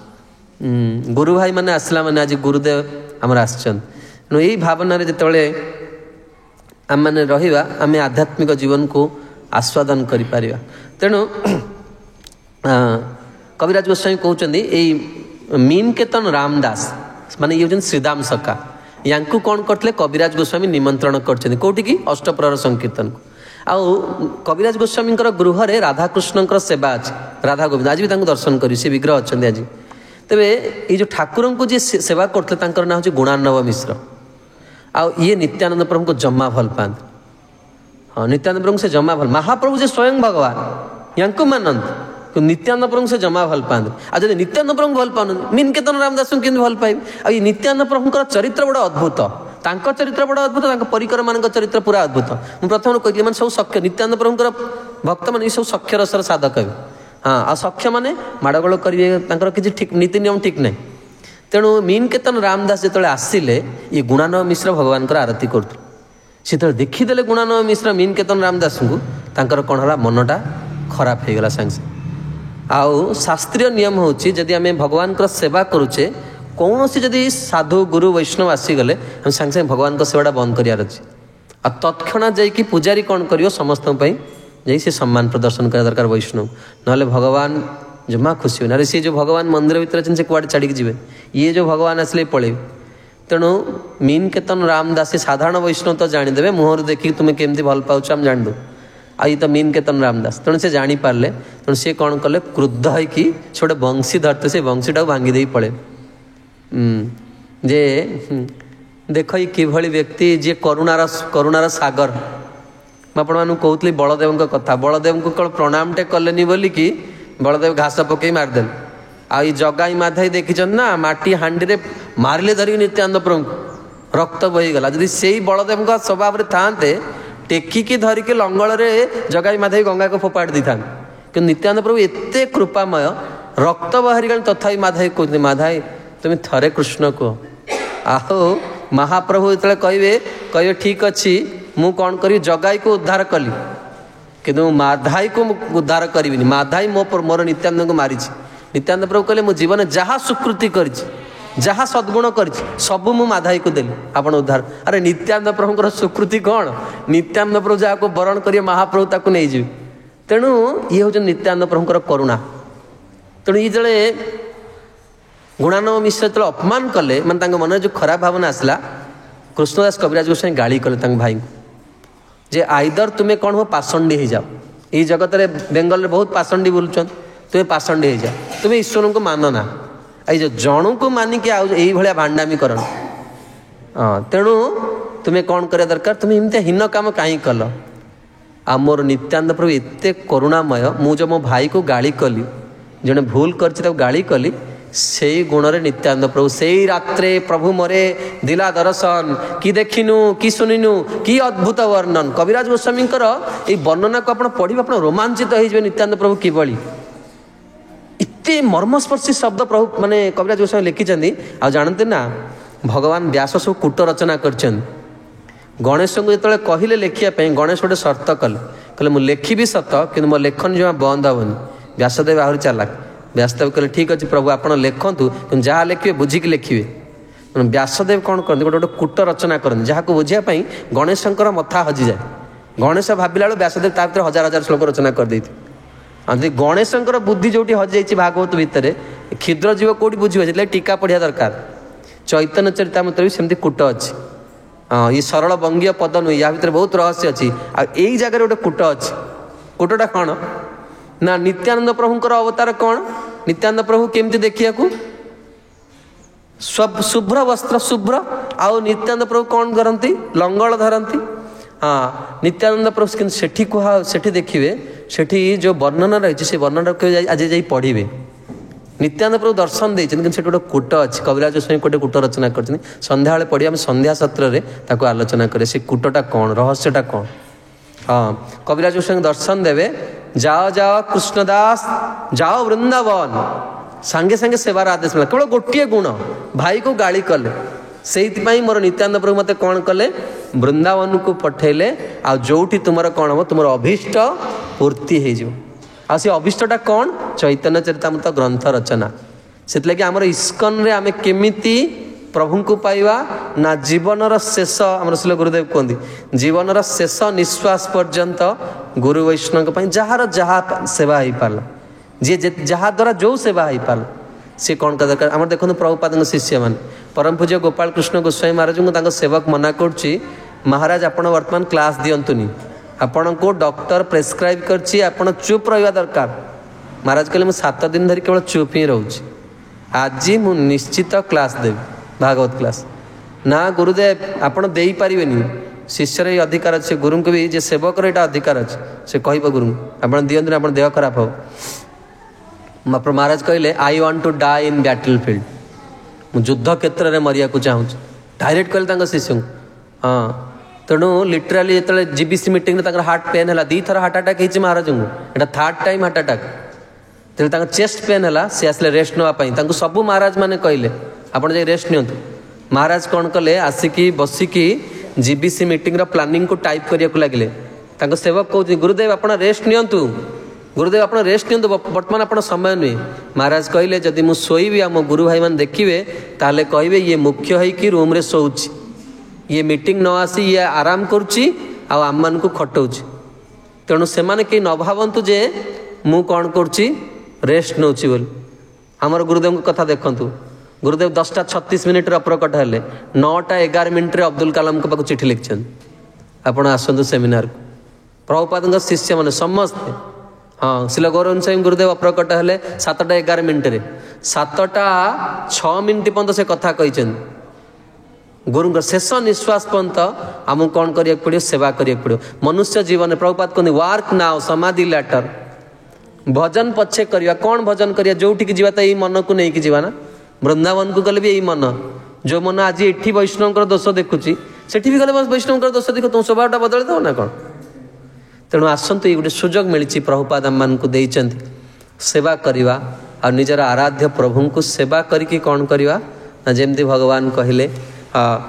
जे सेवकर मूल्य को भगवान केवे सुझी पारती नहीं। तेणु ये नित्यानंद प्रभु विविध सेवार माने कौन करचंती उपाय सब नहीं कि आसुचंती गुरुदेव लाइफ मेंबर मंथली मेंबर विभिन्न प्रकार व्यवस्था करके आणुचंती आसंतु सेवा करवा जहाँ जहाँ जी बुद्धि अच्छी आम शिल गौरन सिंह गुरुदेव कहते make some plan and cheat them किसी योजना कर ठकी दियो आ से ठकिले कौन लोक ठक साधु ही केते खराब कथा कहते ना नहीं से ठकिले से कौन आप देखना जिते लाइफ मेंबर सब भक्त आ बहुत सीरीयस भक्त कहीं धनटा भगवान को सेवार लगी। हाँ तेणु आसंतु आम मैंने